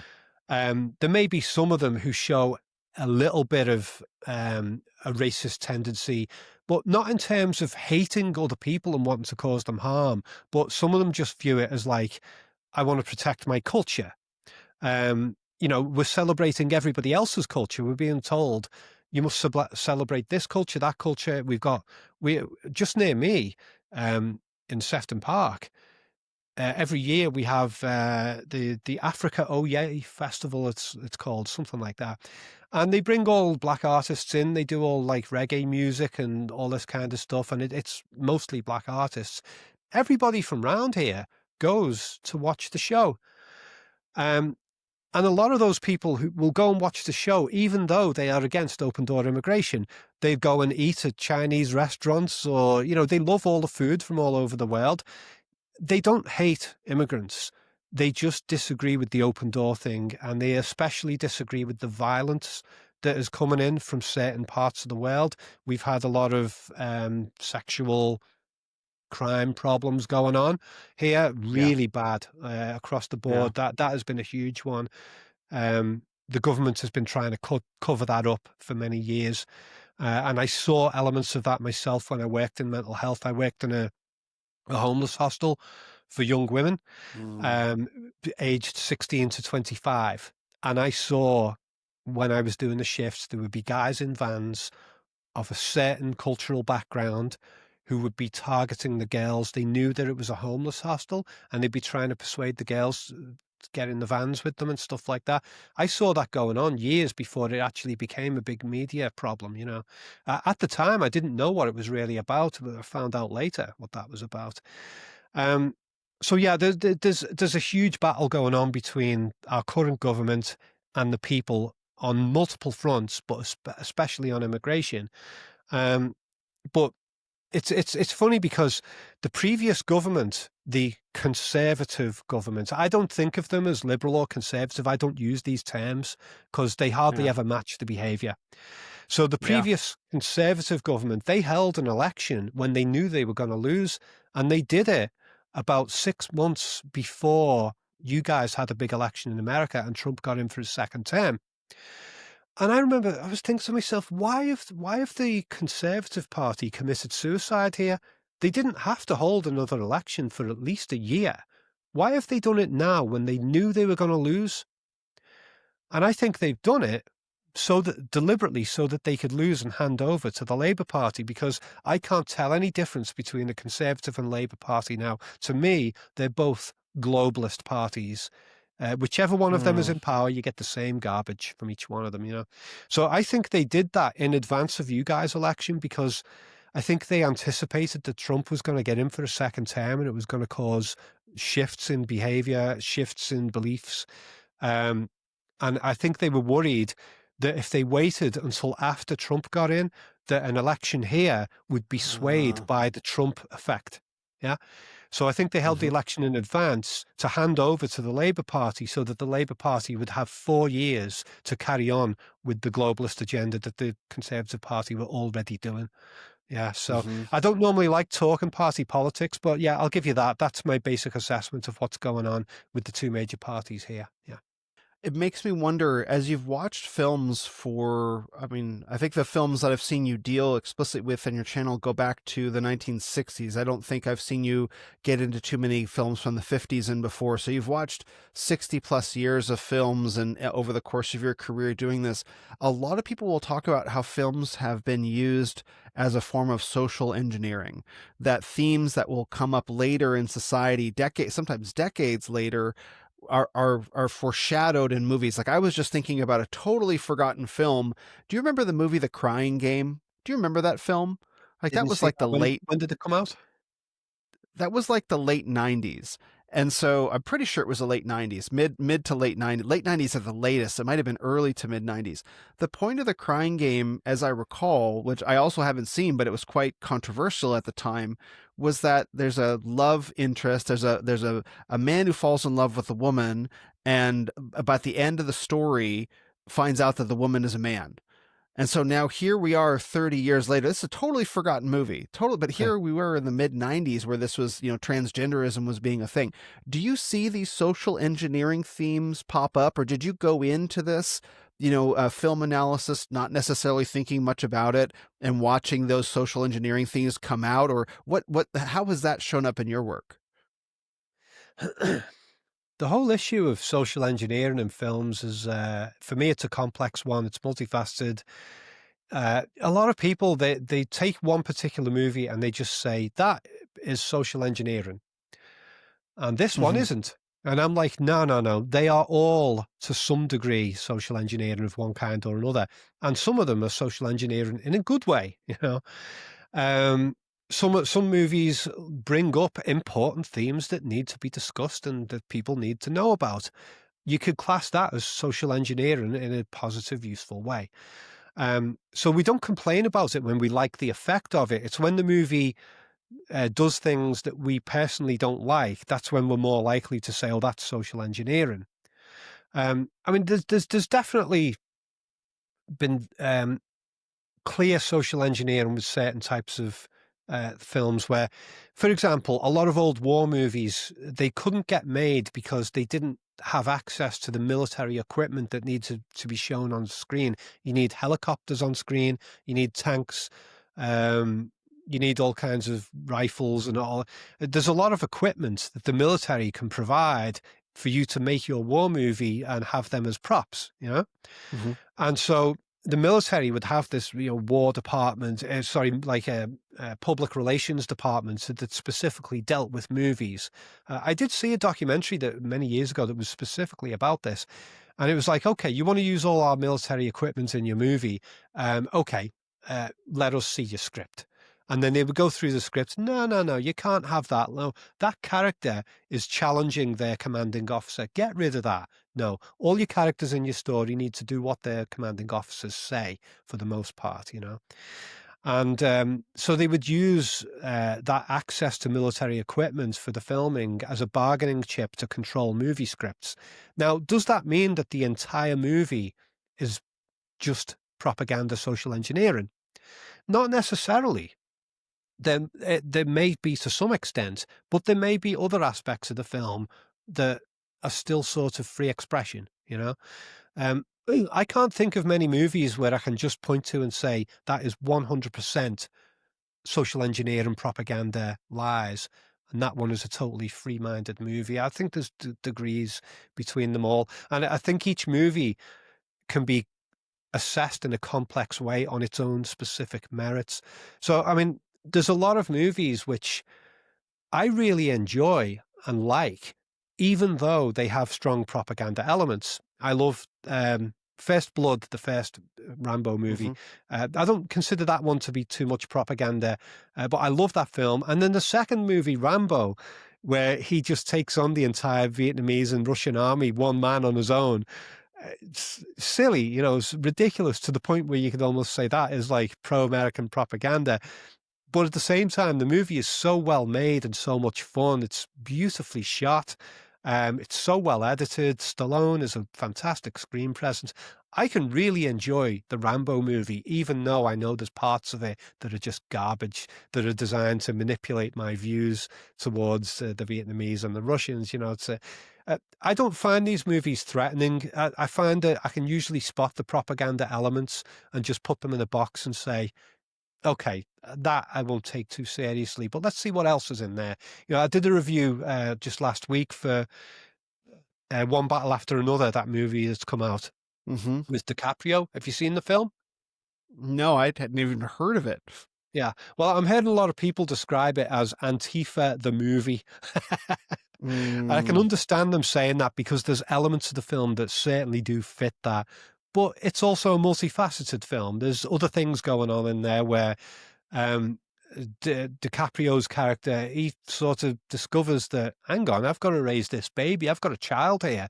Raising this child, my own baby, is more important than this revolutionary violence.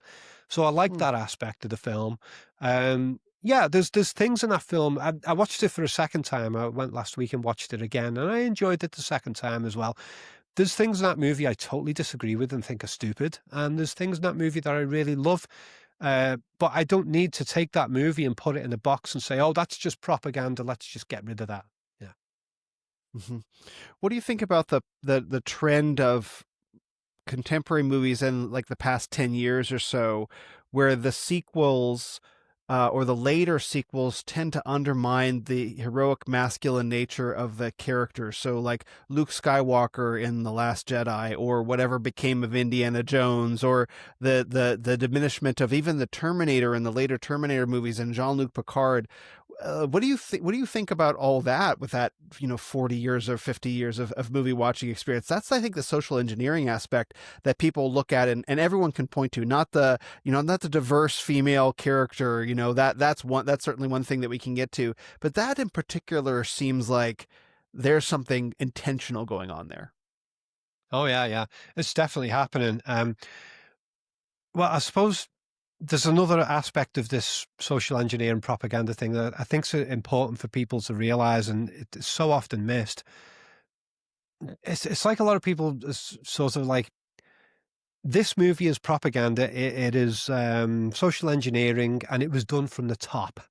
And there was a very specific plan from the people at the top of the studio who were like, this is the exact type of movie that we want to make. It's pure propaganda, blah, blah, blah. That can happen. But a lot of the time, propaganda and social engineering content can come from much lower sources. There are individuals on YouTube running podcasts and channels like yours and mine who nobody is pulling their strings specifically. Nobody's paying them, I'll do this and I will pay you a weekly wage or something. But an individual with a social media presence can produce propaganda and social engineering content that is just as powerful as a movie studio, you know? And I think this is one of the reasons why there's a lot of effort from certain establishment groups and figures to suppress and control, what do they call them, influencers. Because Hmm.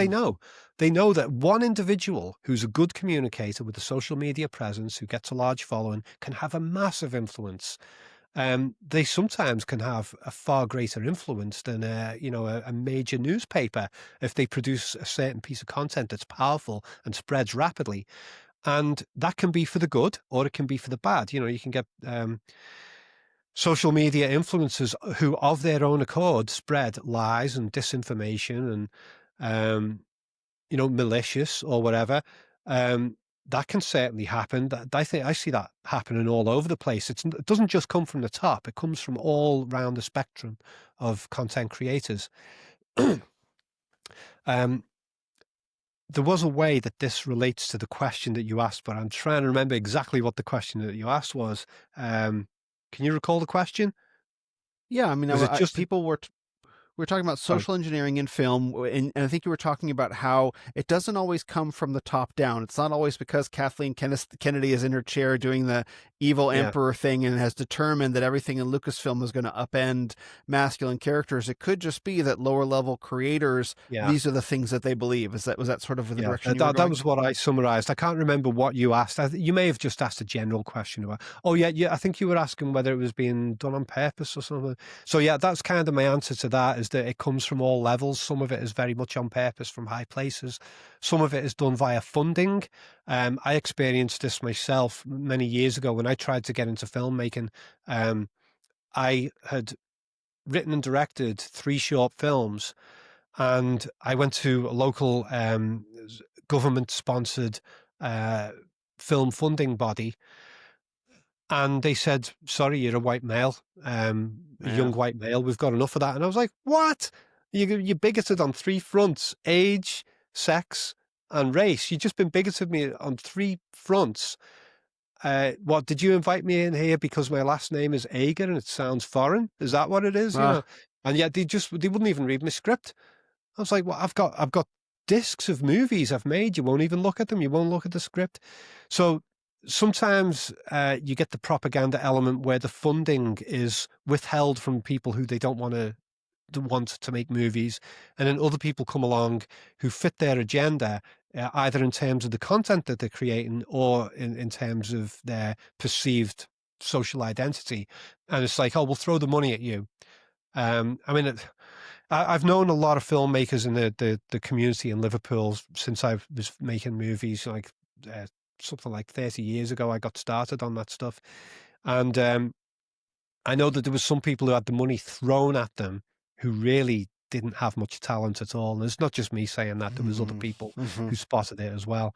So the funding element is a huge problem. And unfortunately, here in Britain, we don't really have a film industry outside of what the government sponsors. So it's very hard to get British-made movies that are not propaganda these days. There might be the occasional one that breaks through, but it's very rare.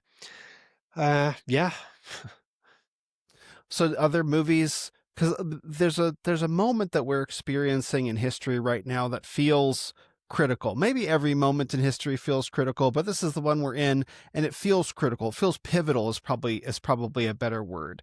And so, one of the reasons I was interested to have this conversation about spirituality and religion in film is this film is one of the most powerful, if not the most powerful media that humans have ever created.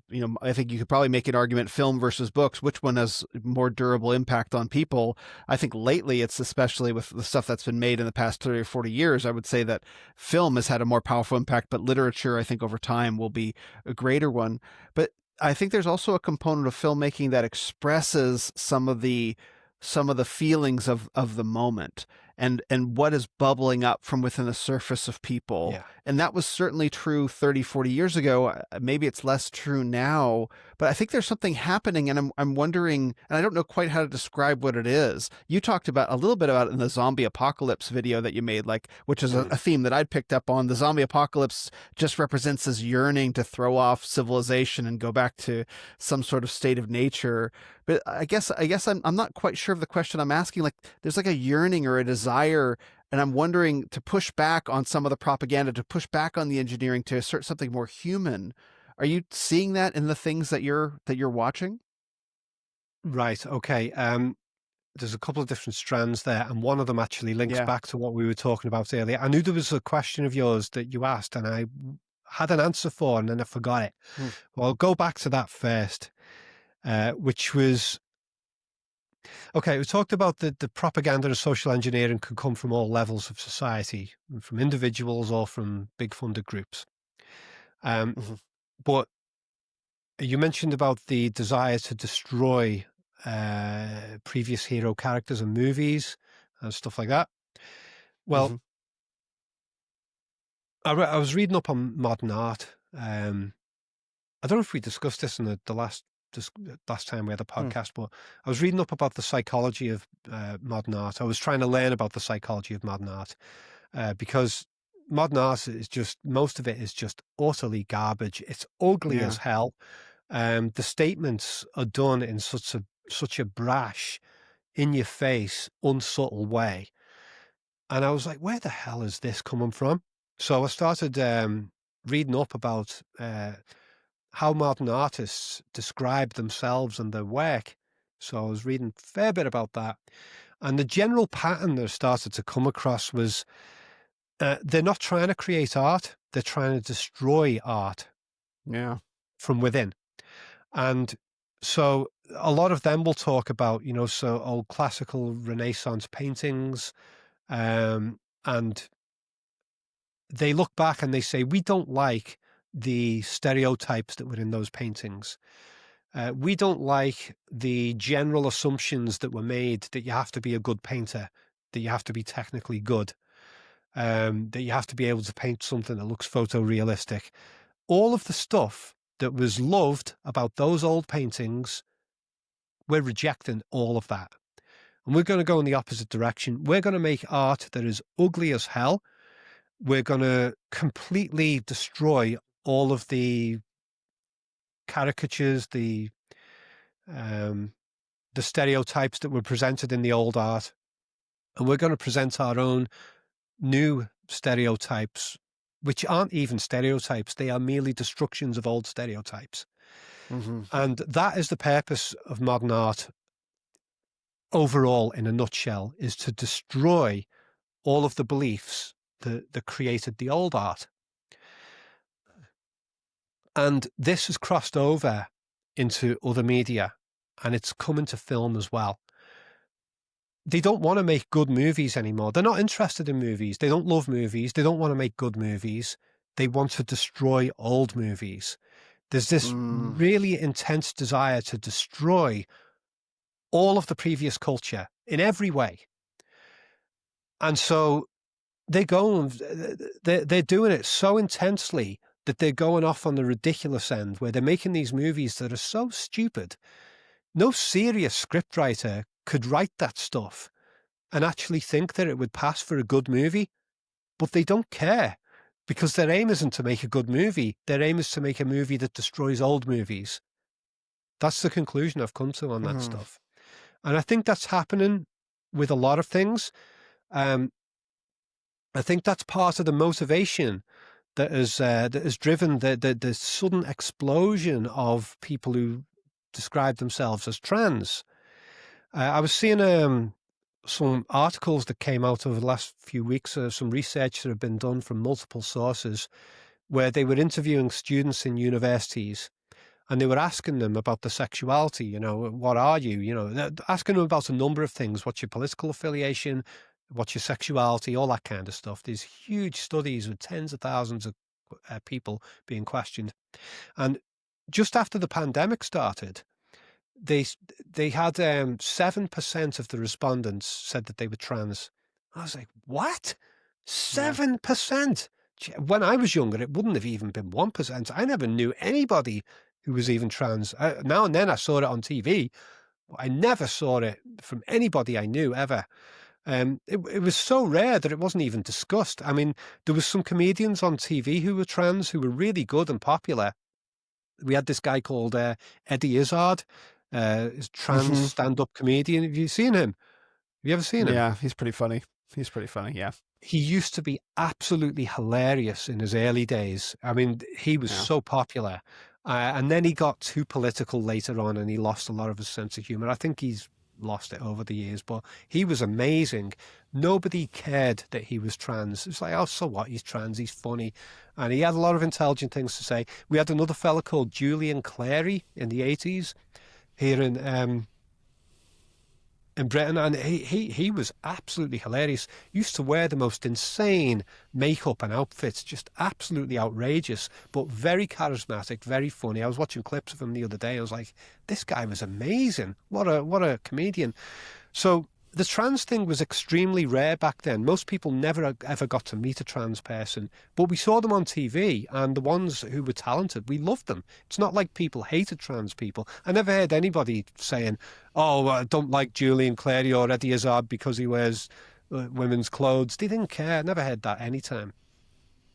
So this study saying that 7% of people identified as trans, and then there was a follow-up study that's just come out, several follow-up studies, said that it's dropped, it's halved from 7% to, I think, just under 4%.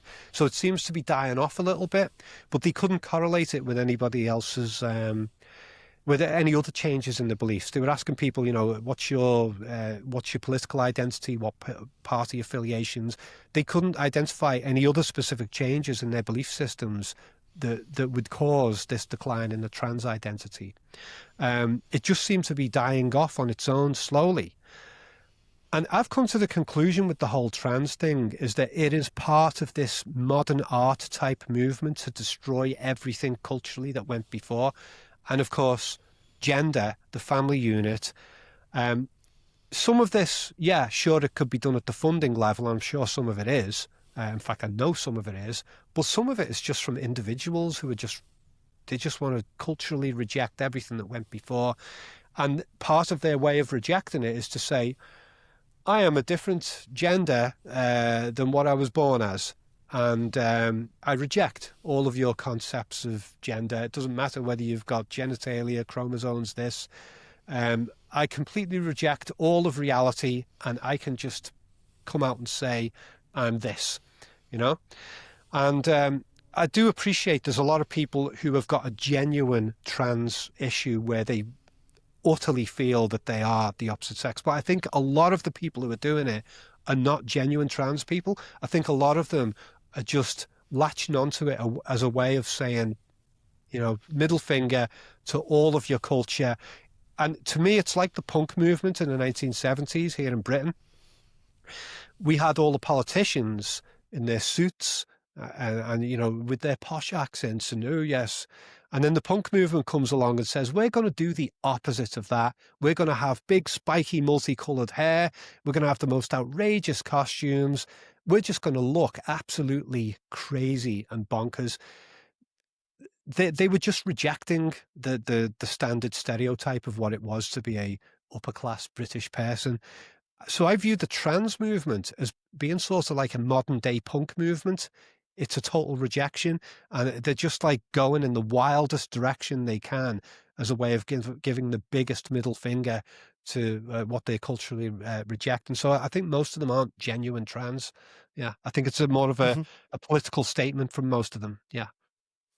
So you can punt this question and we can move on to something else. But I am curious. Like you do have a daughter who's of the age of a lot of kids that are getting into trans stuff.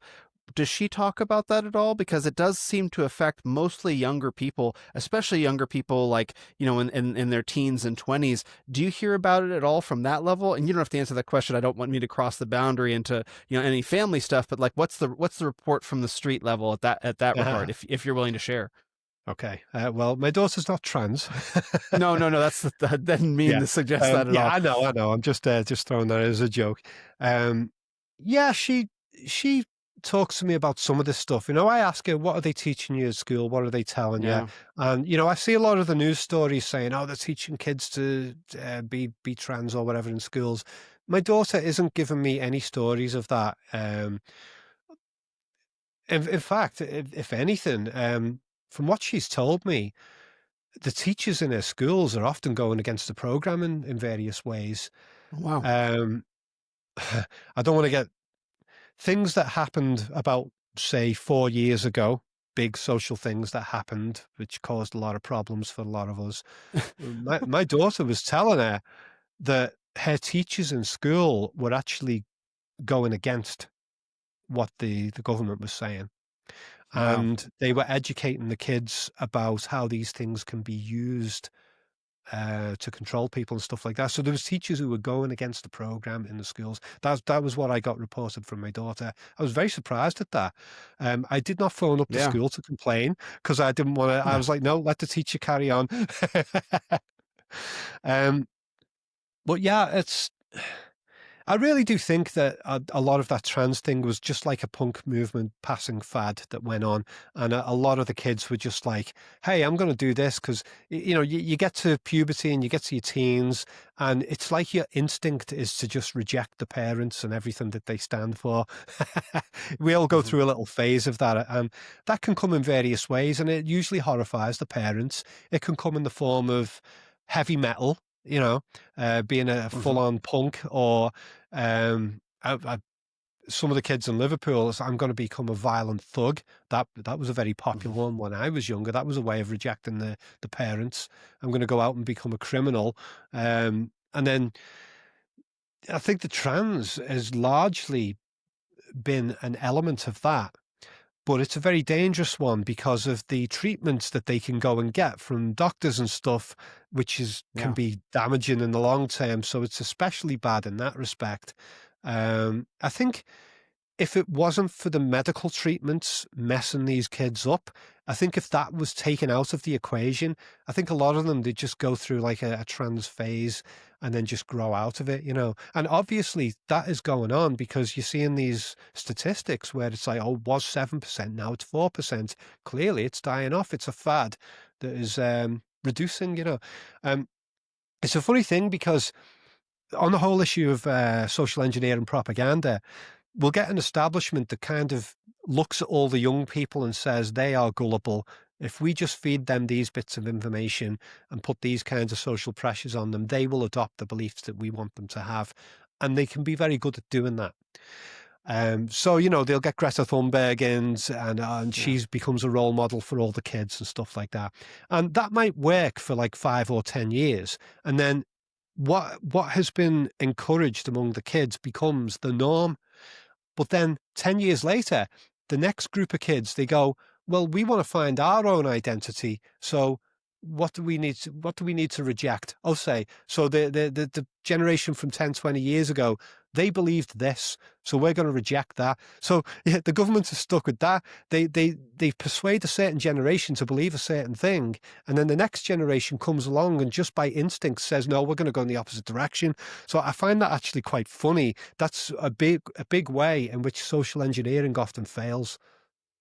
It tends to curve back on itself where people you have the straight and upright politician of the 70s is followed up by the crazy punk rock who throws off all convention, and then people are like they rediscover the forms of social convention that the previous generation had thrown away.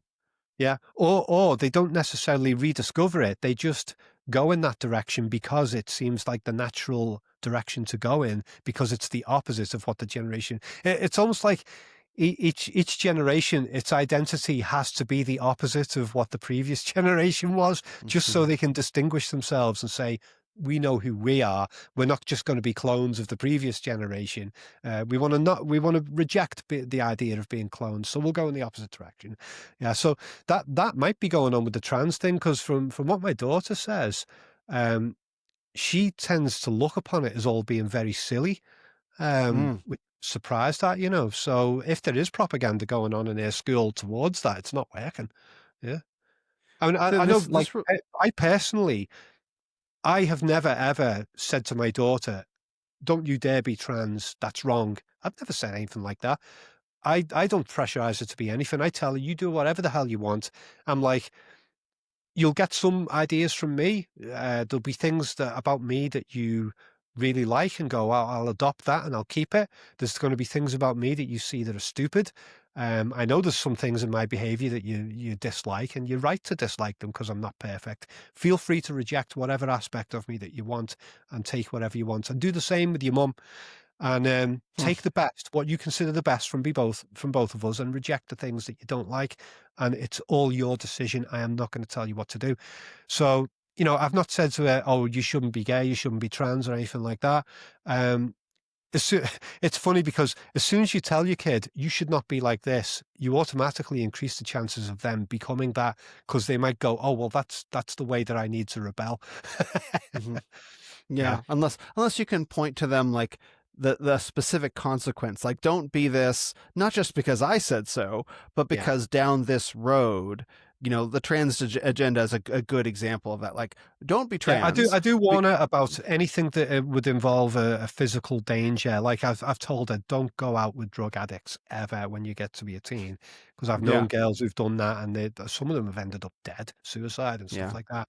So just avoid that one as much. There's a few things like that I tell her about, but anything that's not going to be a serious physical danger to her, I just say to her, you go ahead, you do whatever you want, explore the ideas. You don't need to hide anything from me. But funnily enough, I got some of that from my dad because, he was a psychiatric nurse. He was very clued up on human behavior.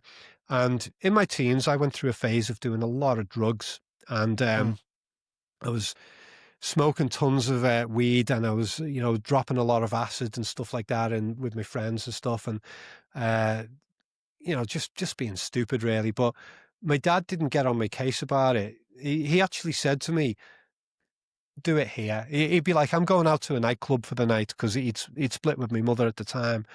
And I was just living with him, just the two of us. And he'd be like, look, if you're going to do those drugs with your mates, so why don't you bring your mates around here, like 3 or 4 mates, and he knew them. Bring them round here, do what you're going to do in here, and just keep it safe. hmm. You know what I Hmm. mean? I mean, he could have got Yeah, in trouble with the law for that. But, if he'd have said to me, don't do drugs, I just would have done it on the quiet with my mates anyway. But because he yeah. gave me permission and said, bring your mates around, his mates were like, oh, your dad's great. So we all just chill out in mine, watch TV, take our drugs and whatever.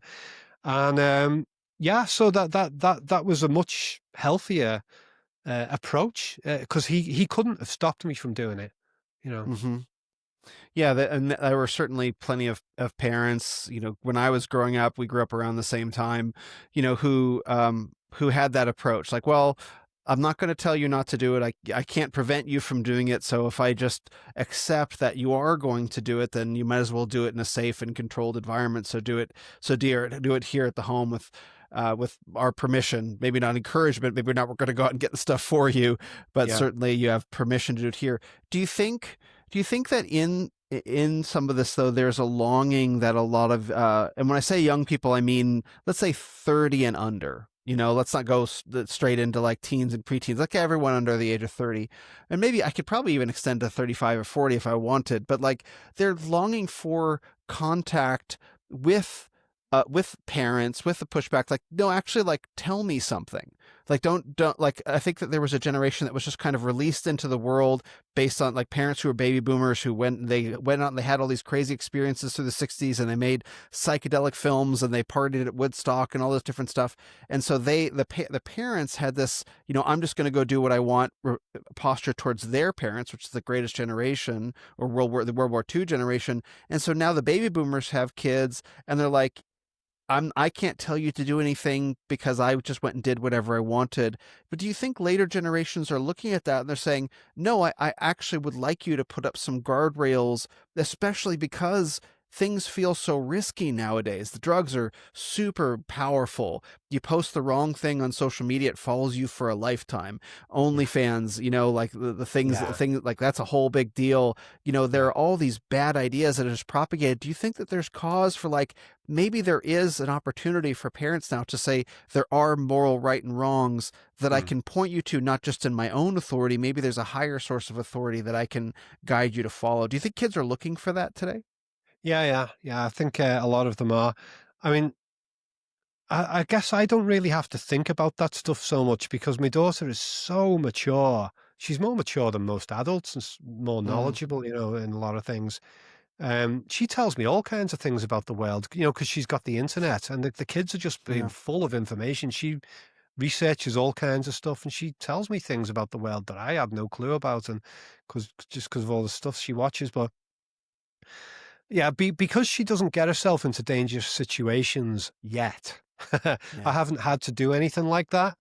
But yeah, I mean, as she gets into her teens, if she does start getting into situations that I think there's real dangers and stuff there, then I probably will clamp down in some way or another. But I wouldn't. I guess I would never really do it as thing where it's like I'm clamping down on you simply because it's what I say. I Yeah. always explain if there's ever any kind of discipline to be done. I always explain the reasoning of the discipline, and there's when I worked in the mental health and I worked in the homeless hostels for the young girls and stuff like that. The young, especially like the hostel with the young girls, where the guys in the vans outside were trying to move Yeah. in on them and stuff. The girls in that hostel, they became incredibly trusting of me. I was one of the first male staff to work there. They wouldn't have male staff before that Yeah. because they felt like it was a risk to the girls.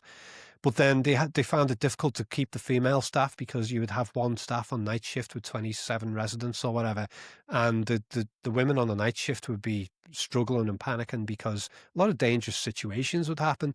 Crazy Yeah. boyfriends would come into the building and cause murder.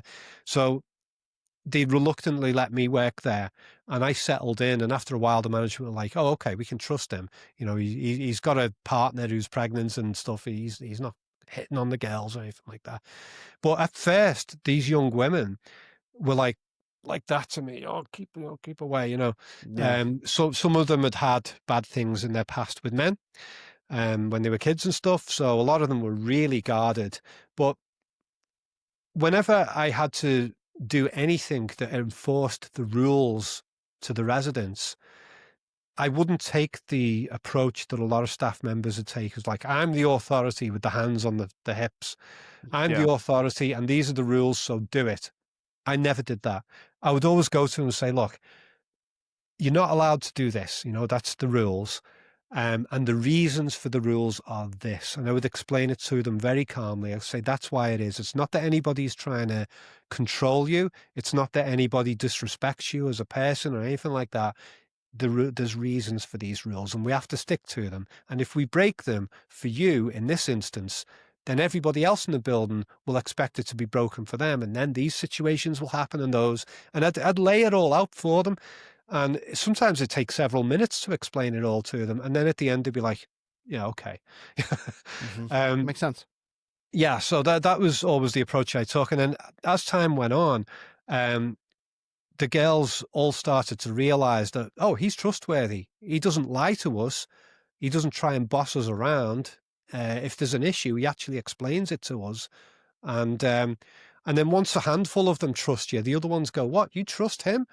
Oh, he must be okay. And then they all trust you, So it got to the point where pretty much all of them in the building were very comfortable with coming and talk to me about whatever the problems were. So for me, all that stuff was kind of a training for parenthood. So far, I haven't found the parenthood thing difficult at all, because I've dealt with really difficult teenage girls. Yeah, like I hope that has prepared me for when my daughter is a few years older. Well, I think you make a really good point that authoritarianism, obey for the sake of obedience. I think that we're talking about the films that we started out the conversation talking about the films of the 1960s seeking for a God outside the system, either in the cosmos, or of course there's lots of inward seeking for God, and what the baby boomers were doing were rebelling from what they described as their authoritarian parents, right? Yeah. Their parents do it because I said so, and they say, now I have a car. I don't think people really understand how important it was that cars and radios in cars, how enormously powerful shifts those were, just that a kid could just drive off from his parents. He didn't just have to walk away. You could drive away and get basically anywhere. That there was this rebellious, it's super powerful. Yeah. And you don't know what they're listening to. You don't know what media they're taking in. So there was a rebelling from parental authoritarian authority.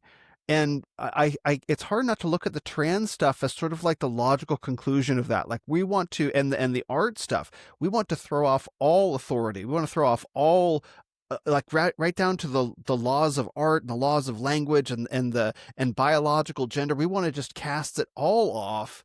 And Yeah. I wonder if there's a generation that's looking at that and being like, you know what, like that's not working. That's not working Yeah. in the UK. It's not, and maybe they're looking for something a little bit more substantial to provide guidance that they can't find from their inner truth, maybe. Yeah, it does seem that there's a spirit. It feels to me like there's a spiritual revival going on Yeah. across the board from a lot of people. For a long time, we've had this thing where it's like, oh, the new gods, the new priests of society are academic scientists. They're the Yeah. ones who've got all the answers, and they've got this thing. It's a new version of the Bible, and it's called the scientific method. And the scientific method solves everything. If you just apply the scientific method, everything will always come out right. And when things go wrong with scientists, they argue with each other and say, this one hasn't applied the scientific method. And it's like the scientific method has become like the word of God. And Hmm. well, the funny thing about it is, like, I was, years back, I was kind of like, well, let's look into this, this pie in the sky scientific method. What is it really? And then you go reading up on it, and I'm like, nobody really actually agrees completely on what the scientific method is or what its steps are. I found multiple versions of it in different fields.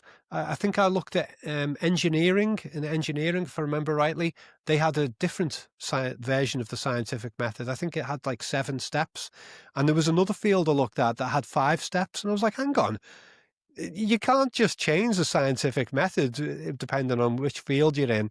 And there's all these websites that describe it, and a lot of them describe it in different ways, different numbers of steps and stuff like that. And I was like, this isn't some fixed rule. This isn't like the thing that is like the ultimate law of nature, the ultimate law of how to think and behave, and um, provides all the answers. It's not. It's like this. It's become the word of God, and yeah, I don't know where the hell I was going off on with that one, but No. yeah, well, yeah. It's like the academics have become like the new priests, and I've been to I never went to university myself. I never graduated because I never went to university, but I have friends and family who did, and I went to some of their graduation ceremonies, and I see people dressed up in certain outfits and stuff and going through these rituals of the graduation. And I'm like, this is like religion. This is like if I go into some church or, some other religious institution, and I see rituals and there's set rules and how to behave, and you do this in sequence, and a priest gets ordained, Hmm. and a person graduates. What's the difference between a graduation and an ordainment? I've come to view the academic institutions as being a new type of religion. Yeah, yeah, Yeah, I mean it's very much like we decided. When I say we, obviously I don't mean you and me, but like society decided that all of the old gods were no longer valid anymore, particularly in the 50s and in the 50s and in the early 60s, and had really become a thing by the late 60s, that the god of the West, the Christian god, was nope, gone.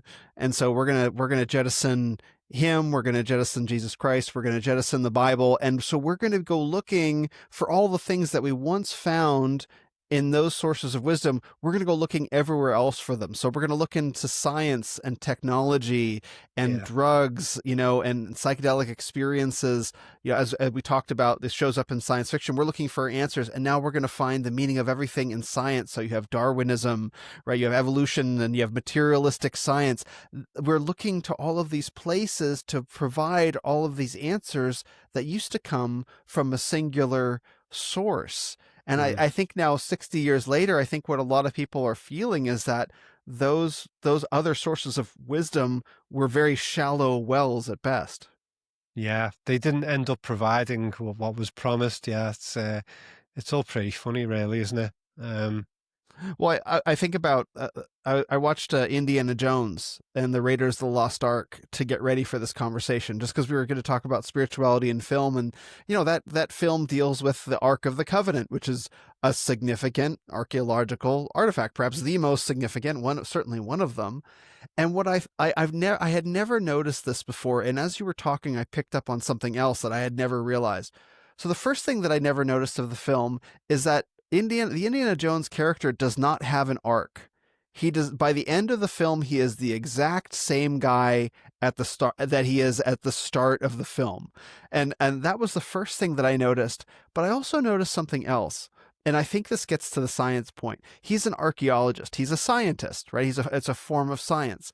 And by the end of the film, Indiana Jones has just witnessed the literal Ark of the Covenant destroy an entire, like mystically destroy. His eyes were closed, but he knows something has gone on. Destroy an entire, an entire altar, a whole room full of Nazis, and they're just gone. And the thing comes up in the air and comes down. They're just vanished, right?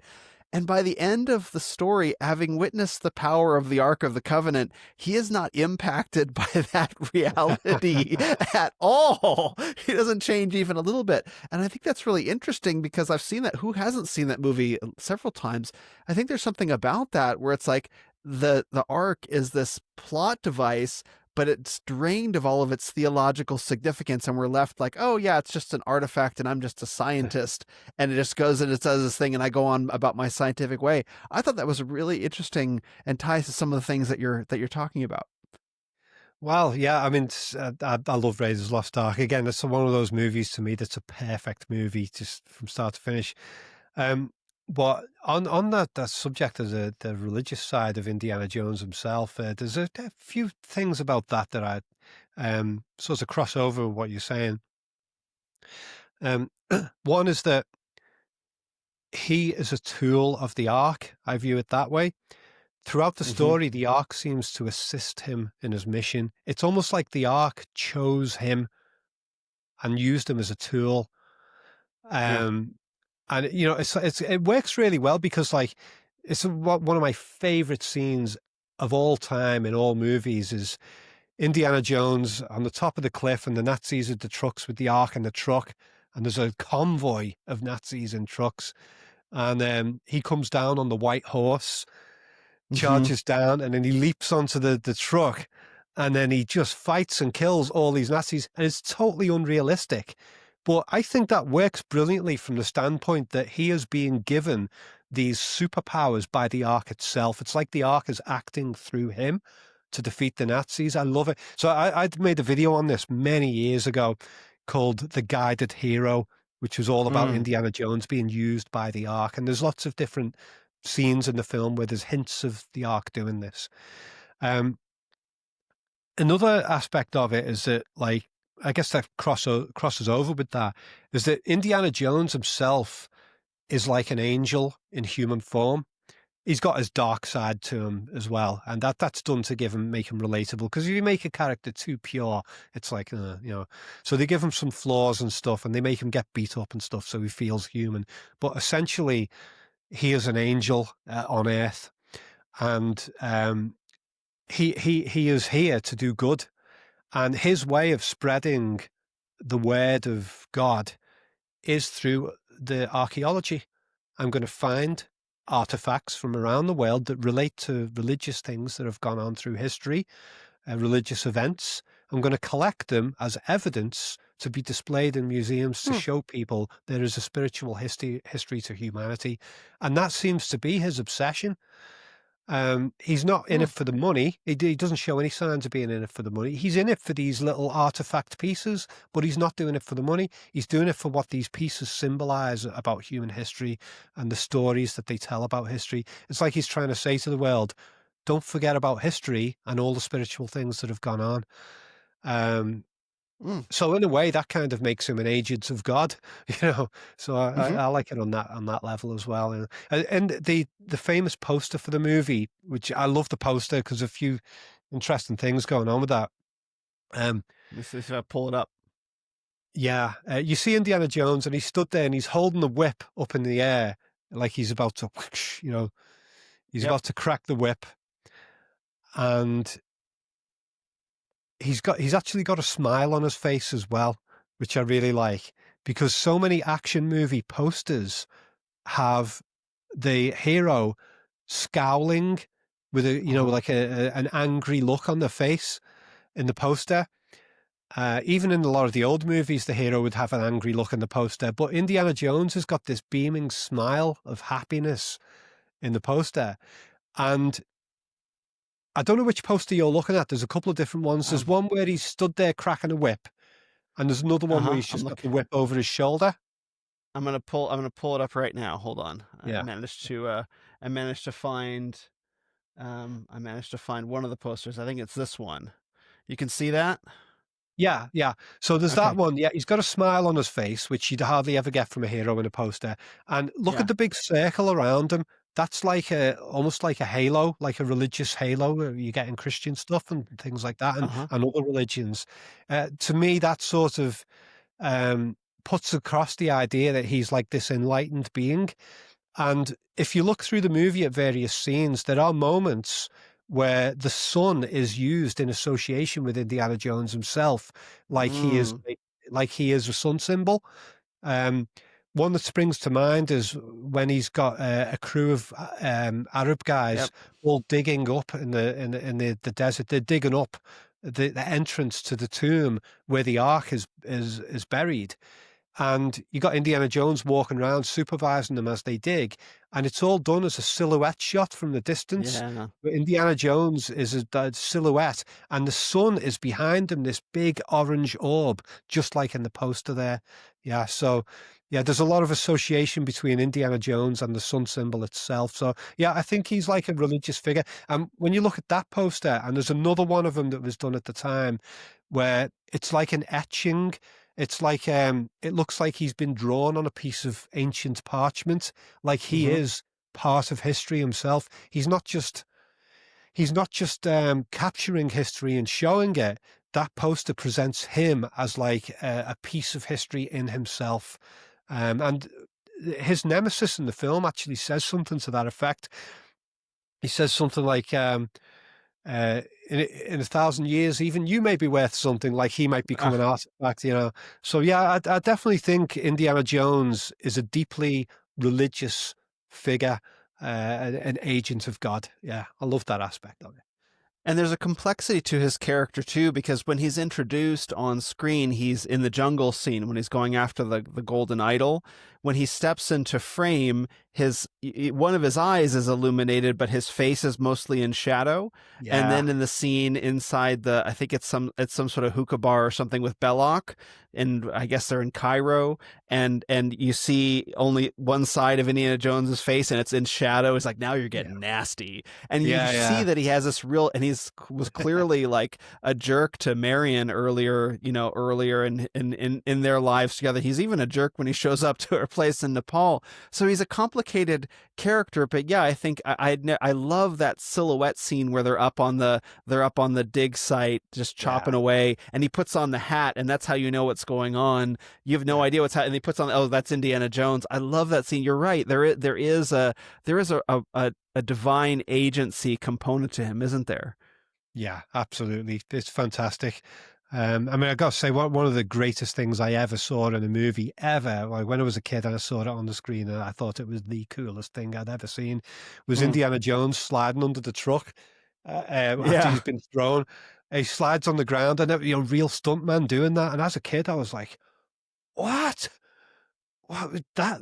Who the hell's done that stunt?" To me, that was Yeah. just that was like something that a mythical godlike figure would do. Would have the ability to physically do that. So Hmm. fantastic.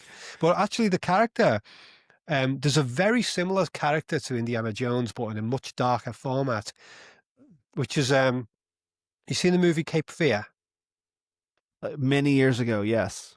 Which version did you see? Because there's an old black and white one from the 1960s, and there's a 1990 one with Robert De Niro and Nick Nolte, That's the version I saw, the 90s one. the color one. Yeah.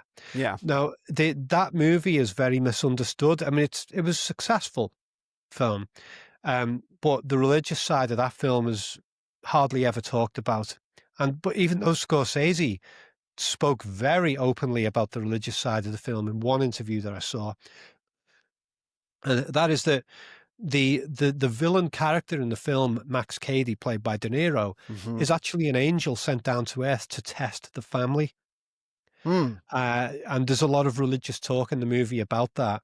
And on the one hand, he is an actual violent criminal on Earth, a really bad one, but God has taken control of him and used him as a pawn to test this family that are on the verge of breaking up and that are Hmm. not committed to each other.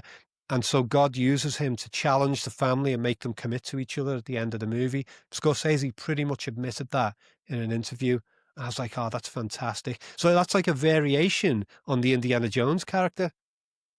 Wow, I had never heard that before. I just remember that being one of De Niro's most vicious characters, being so aggressive and so devious and so sinister.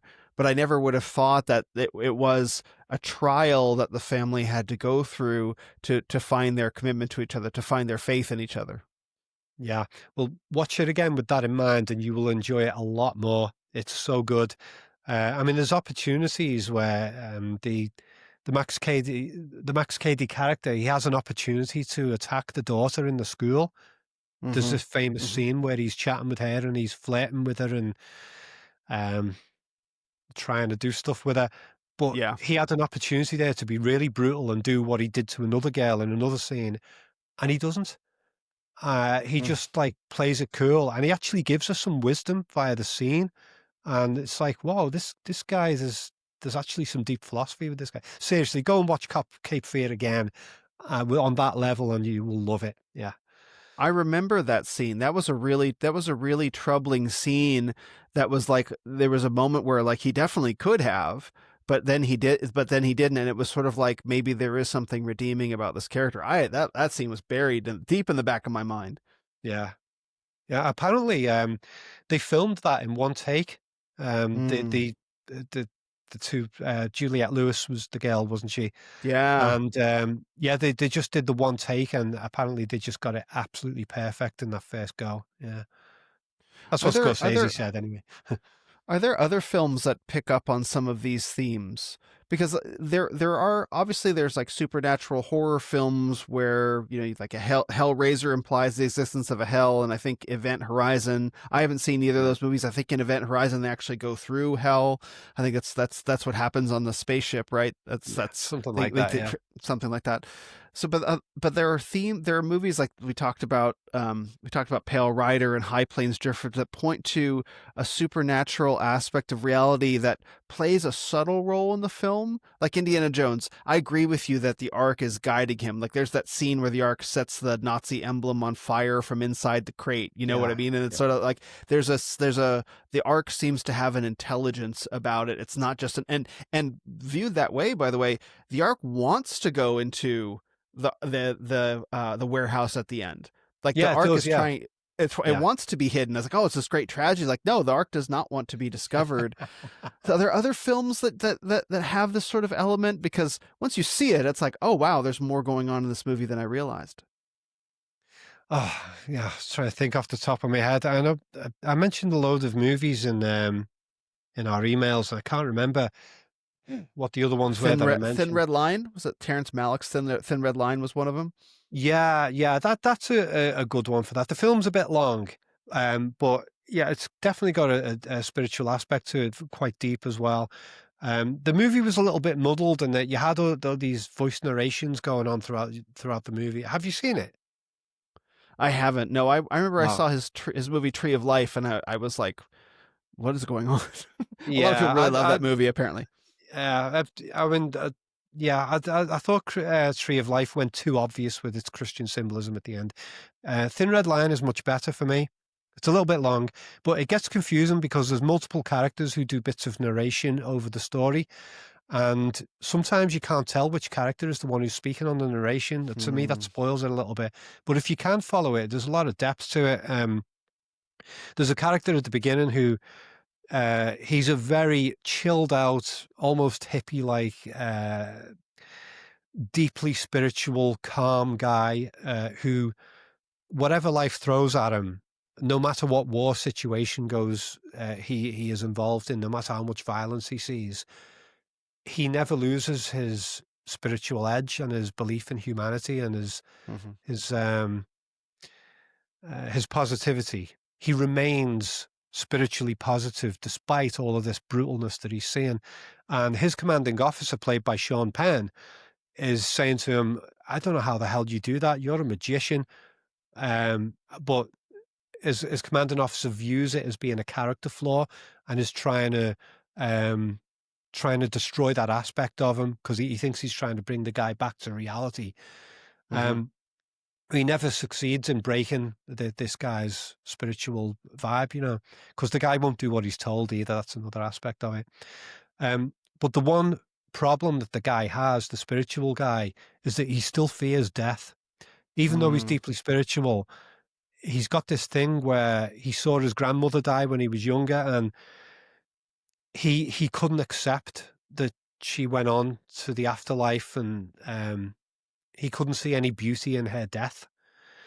And he struggles with that throughout the movie. While everything else he can handle, but that one thing is he's like, oh. And towards the end of the film, I'm giving spoilers here, That's but all right.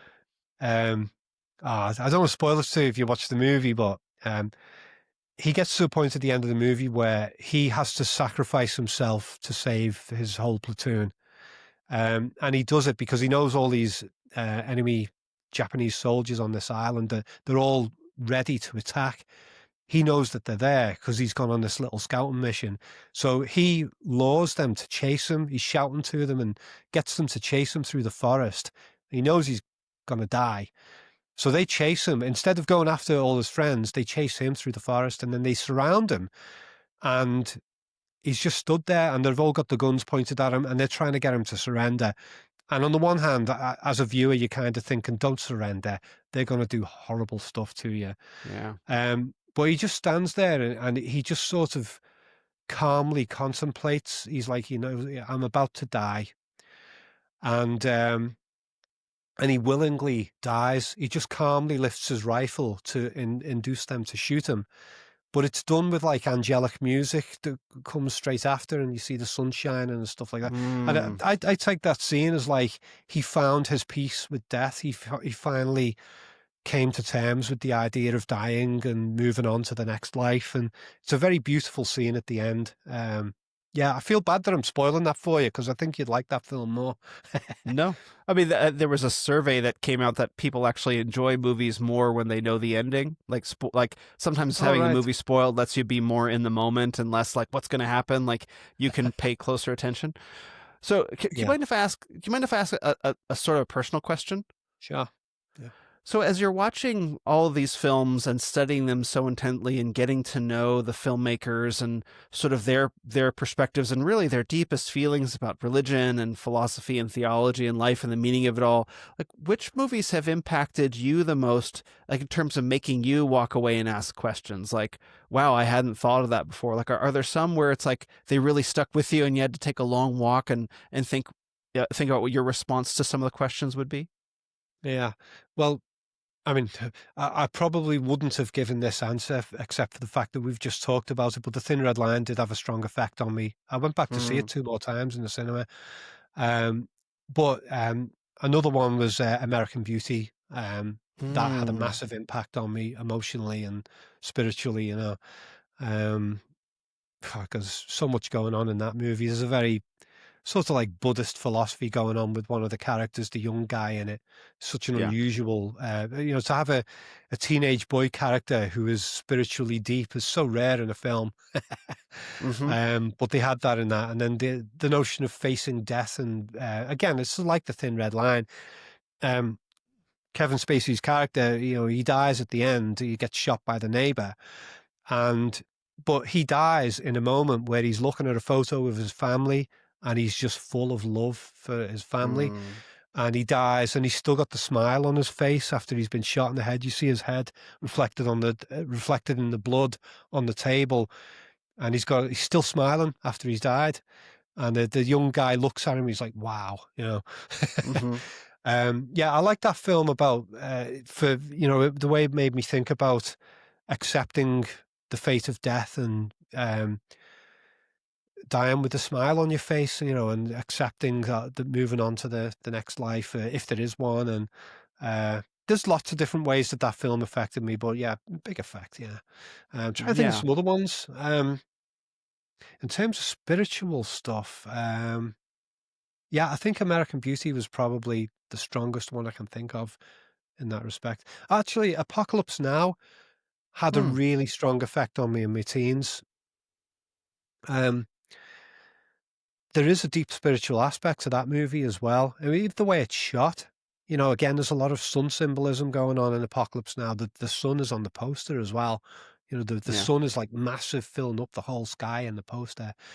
And, you got all these helicopters flying around with this ethereal music and lights on the helicopters and so much spiritual looking imagery. There isn't much talk about spirituality in the dialogue of the film, but visually, it's like it, it's kind of like Raiders of the Lost Ark, really. Just full of like these beautiful spiritual images with smoke and the sun and the moon and ripples on water. A lot of stuff to do with spiritual light going on throughout that movie. Um, and yeah, you get to the end of the movie, and when Captain Willard reaches Colonel Kurtz, and it all becomes a very spiritual conversation. And I can't Yeah. remember exactly what they said, but yeah, when I saw that in my teens, um, it felt like a religious experience. I don't even know exactly what points I took from it, but I felt something, and I watched it repeatedly in my teens. Yeah. The book that it's based on, Joseph Conrad. Heart of What is an Darkness. Heart of Darkness?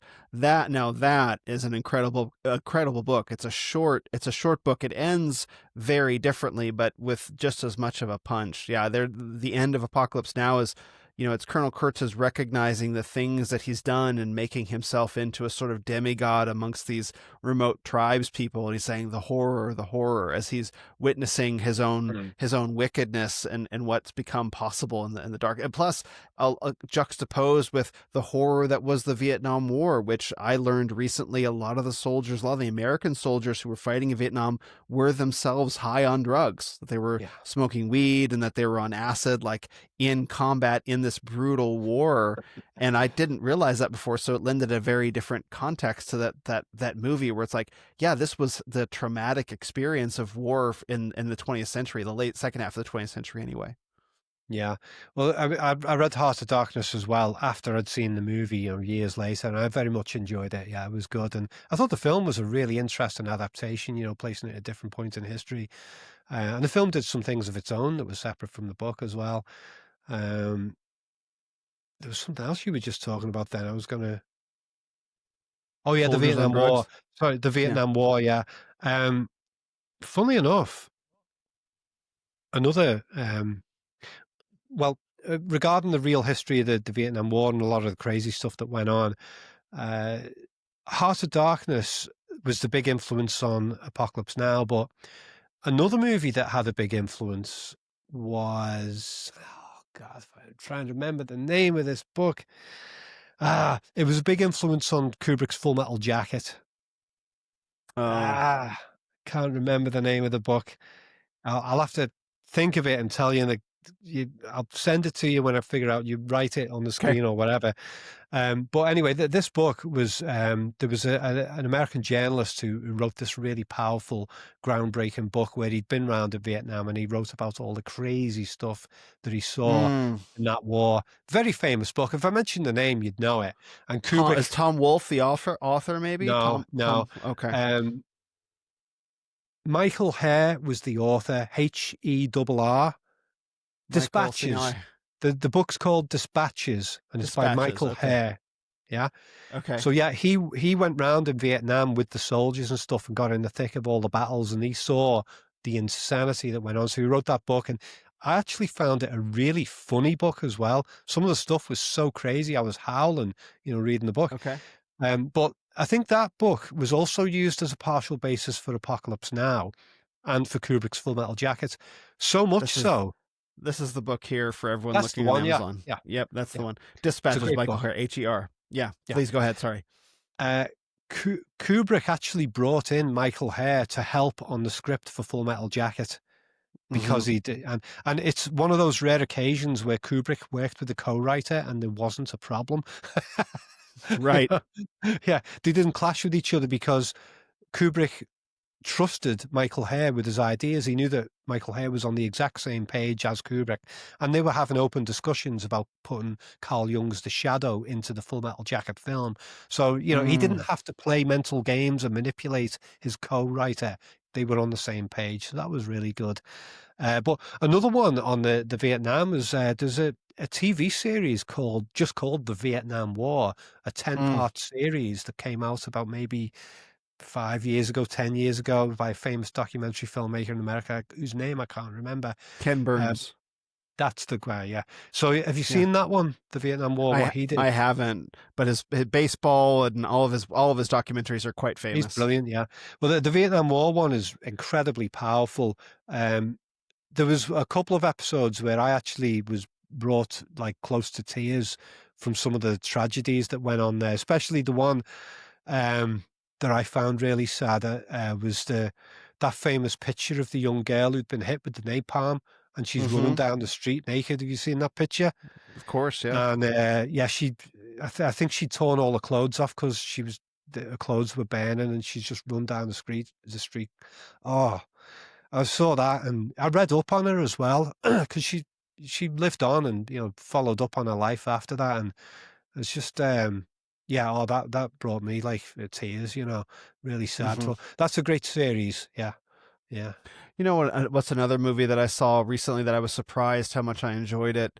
Because we're talking about films that they point to spiritual realities for better or for worse, right? So you talk about like the Vietnam apocalypse now, sort of about someone, a man who goes into the jungle to become his own god over these tribesmen, right? And then you talk about movies like Pulp Fiction. A man gets his soul stolen, and drug overdoses, and we talk about the yearnings like of contact, which is like, oh, maybe there's this alien civilization out there, and so I guess I was trying to think about films that have like a hopeful spiritual message. What are some movies that edify and inspire and kind of lift up? And I actually saw, it was Prince of Egypt. It was an animated film about Moses. Have you seen that one? I've With never heard of it. oh my goodness, it had Val Kilmer played Moses and Ray Fiennes plays Ramses. So the story, it's based on the story of Exodus, where Moses leads the Jews out of slavery in Egypt through the Red Sea to the Promised Land. And Hmm. so it's a retelling of that. They took some sort of creative liberties with the story in terms of like creating a plot out of it, like interpersonal drama between Moses, who was raised in Pharaoh's household, and a friend, Ramses, who ends up becoming Pharaoh. So you have this brotherly tension through all of that. So Moses becomes the figure who leads all the Jews out away from his friend and former adoptive brother, you might say, Ramses. That, I thought that was just, I had heard of this movie for many years. I think it was DreamWorks' second animated film, and I was so moved by that film, like genuinely moved, not just for the religious themes, but because it was just so very well done of painting this picture, this historical picture of strife between brothers and friends, and the burdens of leadership and fear of taking on these great tasks. That, as we're talking about, like, that one's definitely coming to mind too, because there are all these grim films like High Plains Drifter as a revenge tale, where the dark angel Satan or whatever comes to town and kills all these people, does all these terrible things. And I find myself wondering, what are some films that speak into the heart, speak into a more positive sense to inspire people? That was one that comes to mind. Okay. Close Encounters of the Third Kind, Mm-hmm. Spielberg. Oh yeah. Um, to me, that's just totally religious. I mean, it's just the aliens are angels in that film, basically. Yeah. They come down this big spaceship, they come out of the doorway, and it's all spiritual light around them, coming out. And the whole setting where those alien ships come down, it's just like the angels have come down from the sky, and all these people get released who have been taken by the aliens years before, decades before, and they come back and they haven't aged a day. So there's your Oh yeah. immortality, the immortality thing again. And then the film ends with Richard Dreyfuss's character go, "Oh, I'm going off with the aliens," and it's like he's going to heaven. He's going to have immortality because when you go with these people, you don't die. So yeah, that was a very positive sort of spiritual. Although there is a weird thing in that film that I'm quite uncomfortable with. Richard Dreyfuss's character, okay, he goes off to a big spiritual adventure with alien angels, but he abandons his family. I was like, Right. oh, I'm not sure about that part of it. Have you um, seen Cocoon? That's another weird one. I really like Cocoon. I thought that was a fantastic film. Yeah, yeah. Oh yeah, it's a great Uh, it's a great movie. yeah, I loved it. I rewatched that about maybe 3 years ago. I should get my daughter to watch that. I think she'd appreciate it. I mean, love the fact that like it's very rare that you see a movie that's about old people. Like in Yeah. movies, old people don't matter, so let's not make movies about them. But old people can be fascinating to make movies about. But yeah, I'd say Cocoon is probably the best movie about old people that I've seen. Yeah, And that one's the plot. The plot of that is what there's a swimming pool with these giant eggs essentially in them, and the swimming pool is at a retirement community in Florida, and yeah, the eggs help rejuvenate the old people and make them more full of life and vitality again. yeah, yeah. And then, but they don't realize they're sucking the life out of the aliens who are in the eggs. And then they Oh, I open up, missed that part. yeah, at the end, they open up the alien eggs and they find these shriveled aliens in there who've had the life force stolen from them. So it's, I don't know, Oh, maybe the point of the movie was something about um, you need to move on and make room for the next generation. Um, it's time for you to move on because other people have to inhabit the earth. Maybe that was a point of it. But yeah, it's a fabulous film. I really like it. Yeah. that So it's is got a lot I of, don't. Go ahead. sorry. It's got a lot of crossovers with Close Encounters, really, hasn't it? I think it has. It's a similar type of movie. I Actually, E.T. has got a lot of spiritual stuff in it as well. Yeah. I forgot about the bit in Cocoon where they opened up the eggs and they found the alien was kind of shriveled. I guess I saw it many years ago when I was much younger, so I didn't pick up on the theme that it was the old people were sort of drawing off the life force of the young people who were still in kind of who hadn't yet fully emerged into life. I never picked up on that before. Yeah, it's easy to forget those kinds of things, isn't it? But yeah, yeah, I suppose that film appealed to people on the promise of eternal life, and being able to stay eternally young. Funnily enough, it did. I think Spielberg may have produced that one. I'm not sure, but that reminds me of there was an episode of Twilight Zone the movie. Uh, Mm. that have you seen that film? I have, but many years ago. That's the one with the thing on the wing of the airplane that's tearing apart Yeah, the yeah. airplane. Yeah, Everybody remembers that one because it was a fantastic yeah. episode. For me, the best one was the kid who could do anything in the third Uh, episode, and he made the cartoons come to life out the TV. Amazing. yeah. But the least popular episode in that film was the second one, directed by Spielberg, which was set in an old people's home, and they one of them finds a way to become young again, and he actually turns back into a teenager, and he just runs off into the night at the end of the episode. And yeah, I don't think it really belonged in that movie, but yeah, that was a kind of a spiritual one as well, with crossovers with Cocoon. Yeah, You mentioned ET as well, and you're right. Like there's a real life from the dead, kind of resurrection theme yeah, yeah. where is ET sort of positioned as the messiah for this little kid? Like I haven't seen that movie in so long.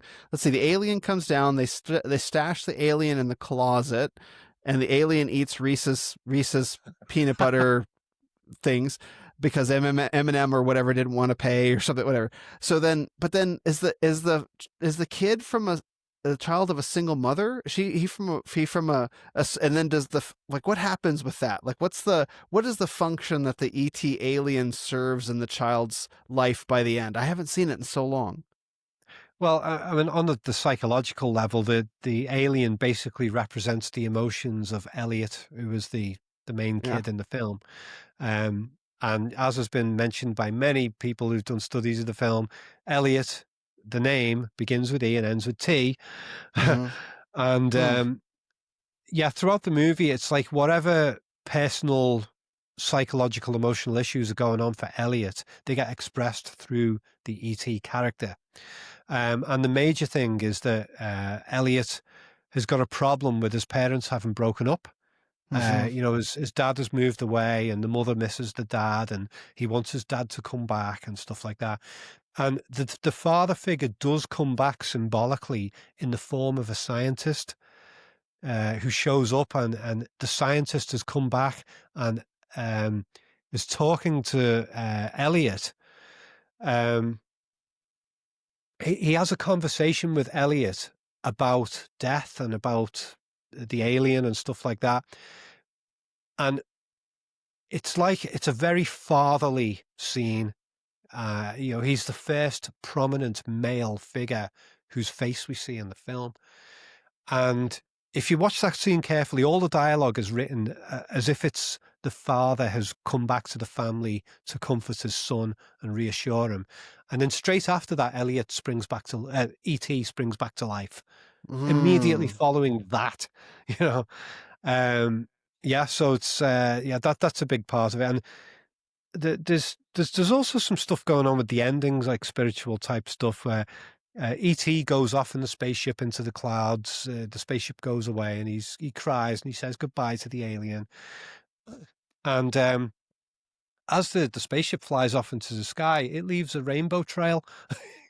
So Mm. obviously, it's a fantasy. It's not science fiction. It's a fantasy spiritual event. And as that happens, you get the drum roll from 2001 plays as the spaceship Yeah. goes off.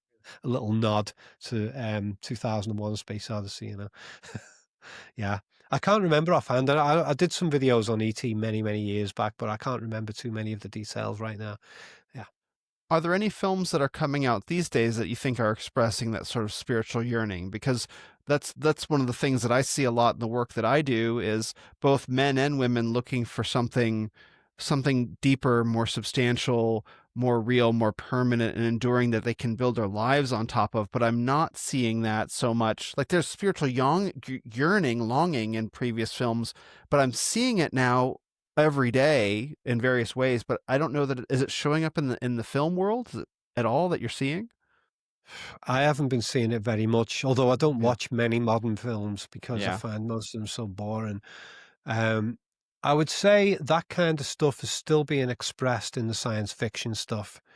Anything to do with AIs achieving human consciousness and the transhuman stuff and all that, that it still seems to be getting put across in that way, which I consider to be an unhealthy way because it's Mm. unrealistic. I don't think a machine can ever be conscious. It's just a tool and that's it. It's just a program, nothing more. Yeah. But yeah, it's a lot of people are longing for this, but the movies just don't seem to be providing it from what I can recall. Nothing springs to mind that's spiritual. We've had horror movies with ghosts and Hmm. stuff, you know, but that's a negative spirituality. It's interesting that, isn't it? It's a lot of people reject positive spirituality in movies, but they Yeah. accept negative spirituality of horror. What's the What's difference? go? I don't know. You tell me. What's the difference between positive spirituality and negative spirituality? Well, in the negative spirituality, you've got like demons and Oh, I see. stuff. Yeah, like evil ghosts that show up to torment the living. But anything that has a positive spiritual entity that shows up is kind of like rejected as that's Uh, silly, you know. But they'll accept the demonic version, which is weird. that's a really good point because I think that idea was dancing around somewhere in my head like long before it could found words, but where it's like people will watch a movie like Hellraiser or like Event Horizon or The Exorcist, which we can get to, which depict just the most brutal, violent, gory, frightening aspects of the supernatural, and Yeah, they'll eat that up in a sense.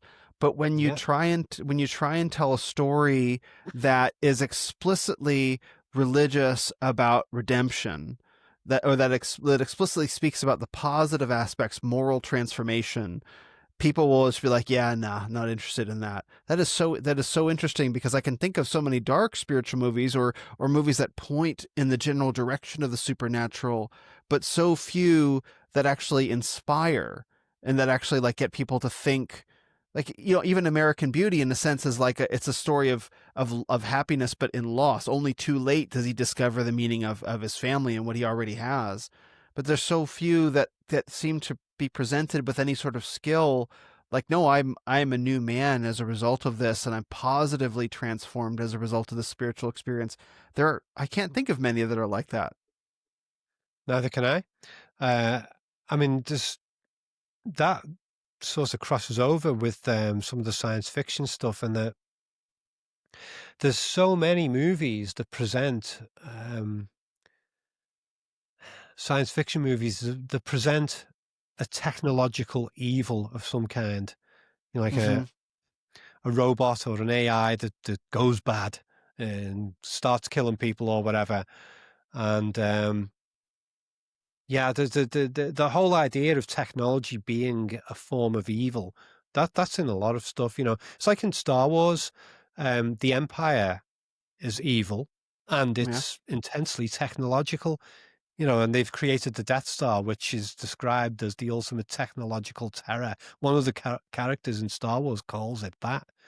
Yeah. Um, so yeah, definitely that's an interesting one. Really goes back to this point we were talking about with science being like a false science trying to provide spirituality, but a lot of people instinctively associate technology as being a path to evil instead of a path to genuine, positive spirituality. That's an interesting one.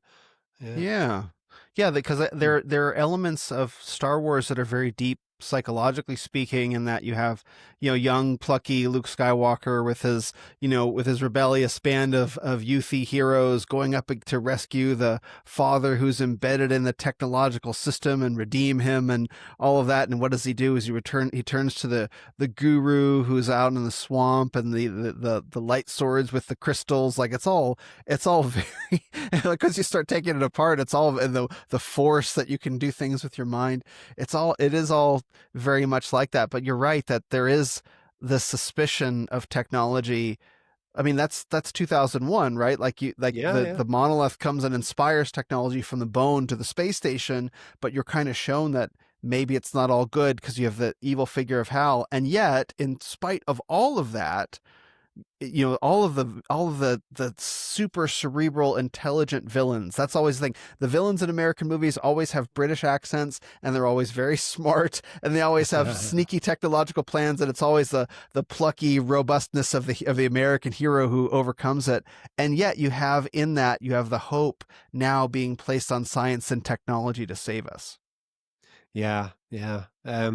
I personally take 2001: A Space Odyssey at the end and as being a rejection of technology, because he Yes. ends up in that room and he gets rid of his spacesuit and all that, and he just becomes a natural guy on a real bed and he's eating real food and all that. So to me, it's an anti-technocratic film, the Space Odyssey. But there was some other films you mentioned there. The Star Wars stuff is absolutely fascinating. Mhm. That brings up quite an important one, is the subject of telepathy and telekinesis. And Star Wars has got both. Mhm. You've got characters who can move things with the hands just by holding a hand out and making it move. Which you get that in a lot of classic science fiction. Some aliens will come and they can just do that with the hand and make a person just drop dead, or whatever, make a car flip over or whatever. That's often very common thing. So yeah, that's telekinesis, where you move objects with your mind, and then the telepathy, where you can communicate across distances just through thought. These are very common things in science fiction. It's weird that science fiction accepts telekinesis and more often telepathy as being valid things. Even like in the old Star Treks, Spock, who's the ultimate Mhm. like technological nerd, he's got telepathy. He can mind read, and he will often the Enterprise will encounter some alien presence, like in Star Trek: The Motion Picture, the very first one. And every now and then, Captain Kirk turns to Spock and says, "What are you sensing?" And Spock is like, "I can sense the alien is feeling puzzlement. We have not Mm. replied. It sent us a message. Why have we not replied?" It's like, how the hell is he communicating with this thing? So even with a character like Spock, who supposedly is the ultimate non-spiritual character, who's pure tech nerd, even he has got a spiritual element, which is the telepathy, you know. So yeah, a lot of science fiction, they believe in telepathy, and I'm like, that completely flies in the face of known physical science, and yet it's such a staple of, and also with those AI interviews I was talking about with the science fiction, the science interviewees for 2001: A Space Odyssey, a lot of them in their interviews talked about telepathy as being something which humanity is either going to evolve into, like we've already got it, and we're going to develop to the point where we all have constant telepathic communication between us. And they were talking about AIs that will advance themselves to the point where they can do telepathy. It's like, this is spiritual stuff. But you know what's interesting about that? Like James Kirk does not have a spiritual side, right? Like Spock is the ice cold, I guess partially human, but mostly emotionless science and technology alien who has this mystical. And then you have James Kirk, who very much seems to be aided by God in everything that he does. And it's like Indiana Jones. It's the same kind of spirit, no sense of spirituality at all. I think also of like Ethan Hunt, in the Mission Impossible series, who does literally impossible things. They have no sense, even though everyone around him, oh, you know what? I need to see the last Mission Impossible movie because Mission Impossible, whatever the number 6 was, the one before this one, that was full of Christian themes, absolutely full of Christian themes. But these heroes, they have no notion of spirituality. It's everyone around them who does. How interesting, because I think that, like, you think of someone like a William Wallace or something like that. That's basically the Christ story. That's what that story is. But the heroes don't seem to have anything pointing in that direction within themselves. Well, I actually really love the Captain Kirk character in the old Star Treks. I think he's absolutely fantastic. He's one of the greatest screen heroes ever. He's brilliant. I mean, I kind of view him as like, you've got Spock, who is the ultimate technological logic guy, and then you've got McCoy, who is the ultimate emotion guy. And McCoy is all spiritual and humanity and hates technology, and Spock loves technology. And Kirk, I consider to be like the mixture of those two guys. It's like his personality is reflected, half of his personality is reflected in Spock, and the other half is reflected in McCoy. So he's like an amalgamation of the two. But there have been moments with because I rewatched the entire original series of the Star Treks with all the Captain Kirk and Spock. I rewatched them last year, and I absolutely enjoyed all of them. Fantastic. Forgot how good the scripts were and the stories and stuff. But something that really struck me about those early series, which was changed in all of the later series, is that in Star Trek Generations, you've got an android character called Data, who is a robot who aspires to be human, and he's got consciousness, right? That is something which is completely rejected throughout the original Star Trek series.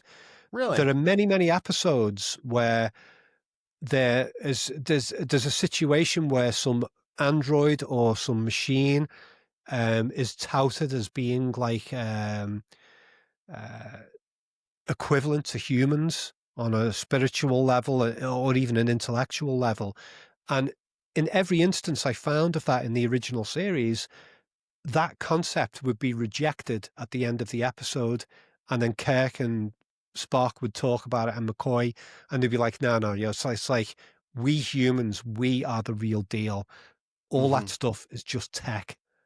There's no soul there. There's no spirit. So I actually consider the original Star Trek series to be very humanistic. it definitely goes with the idea that humans have a spirit and a soul, even if we use technology. But we forever remain separate from the technology. I do love that about the original series. Yeah. Yeah, that was Data was the most interesting character of Star Trek: The Next Generation in many ways. I mean, all the characters are interesting. Like Jean-Luc Picard is the more cerebral hero, and you have Riker is kind of he's the old model. Like he's kind of points to James T. Kirk, like we don't do things that way kind of anymore.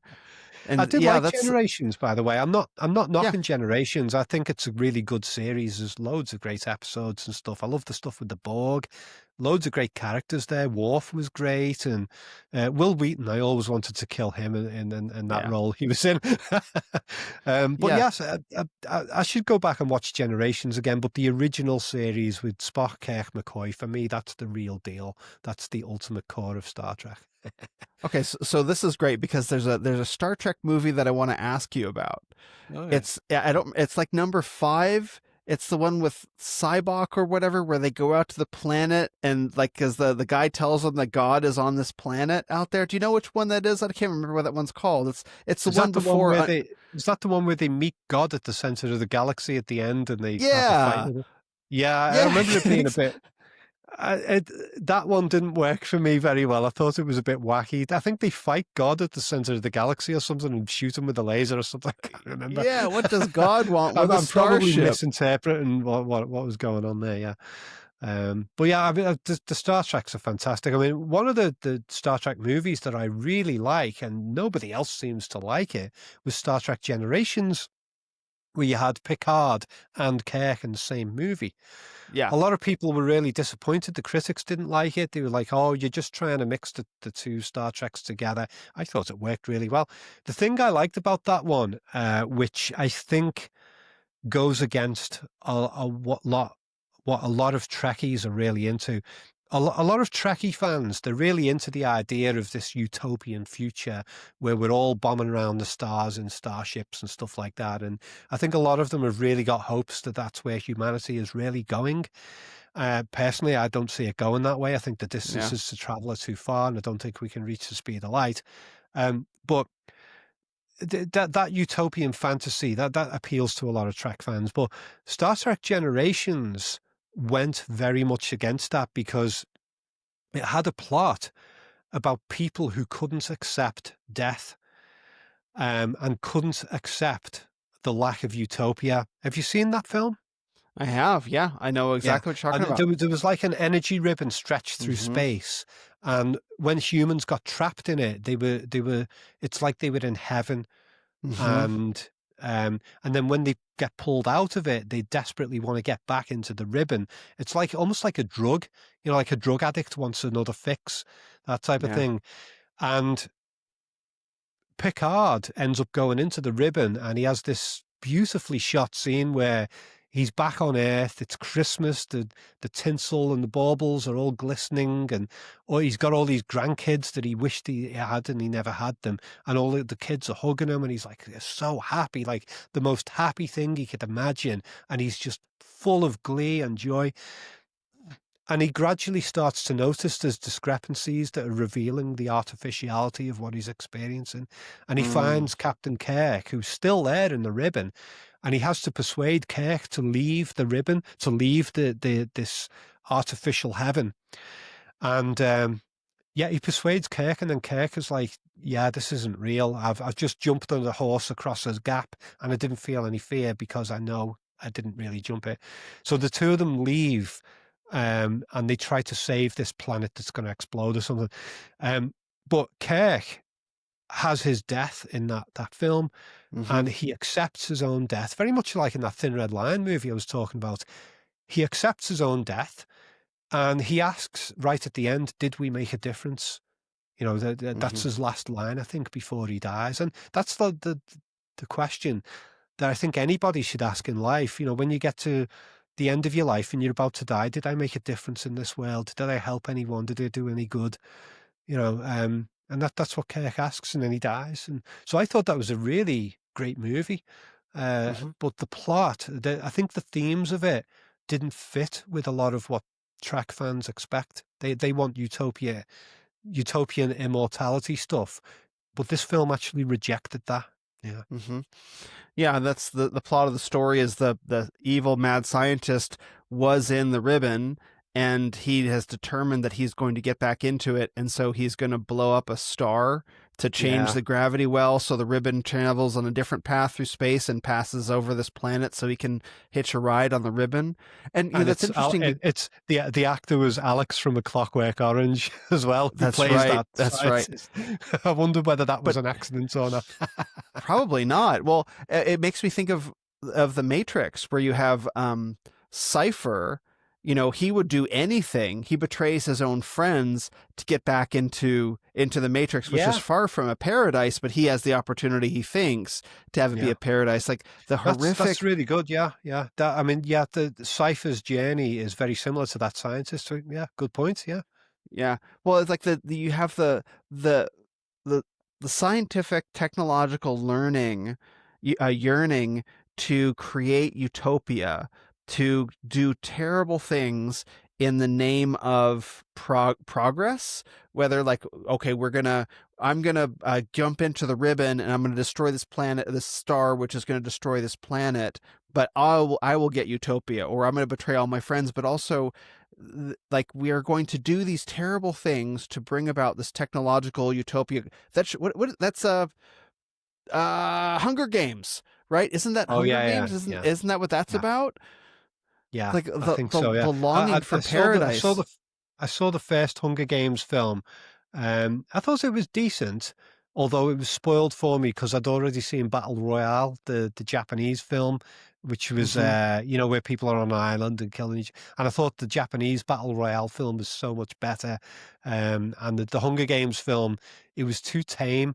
I thought this is supposed to be showing the savagery of the people, but they held back Yeah. on the violence too much. But the Battle Royale film, the Japanese one, was absolutely brutal and savage. It had like schoolgirls in like school uniforms all machine gunning each other to Hmm. death in kitchens and stuff, and it was absolutely bonkers. Yeah.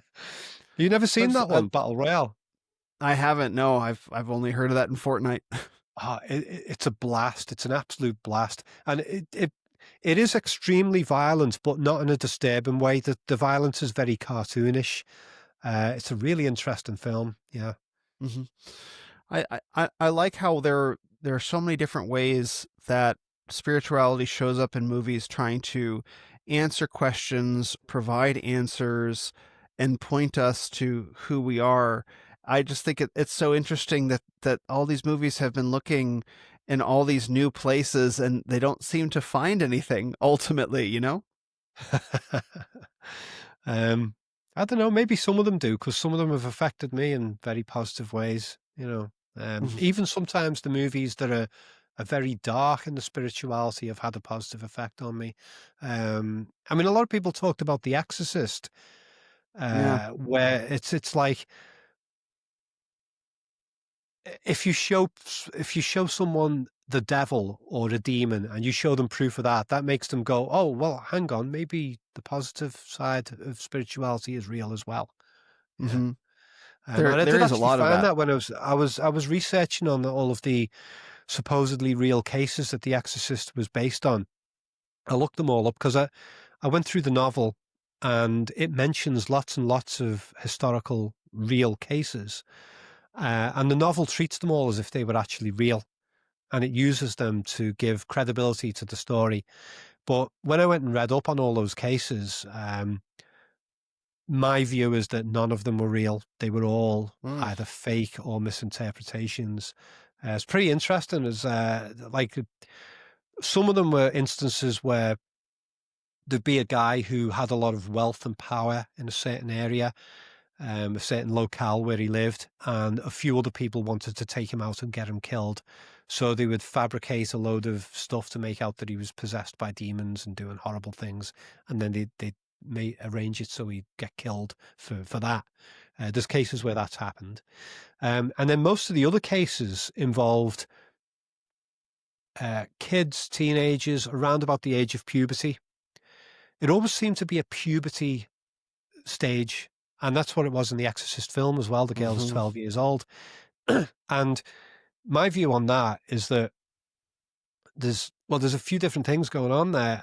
One of them is that puberty brings about the sexualization of the child. They start to develop sexual urges and stuff, and especially if you end up in a situation where there's a family that are very emotionally sensitive on these issues, and sometimes you get that with the religious families. It's like sexuality is like, oh, we can't deal with that.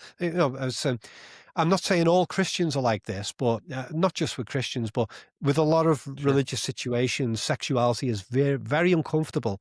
So if you end up with an intensely Christian family and you got like this pubescent child who gets caught playing with themselves, oh my God, the demons are loose, the child is possessed and blah, blah. So a lot of these situations have that. And especially some of those situations, there's been strong suspicions that the child had been mistreated in a sexual manner when they were younger or at that stage, and it had caused massive changes in their sexual behavior. Because with kids who have that happen, they often become over-sexualized as a result of the experience, and that's one of the clues that lets you know that it's happened. But in that kind of situation, the family, if they happen to be the abusers, they could be like, no, my kid is possessed.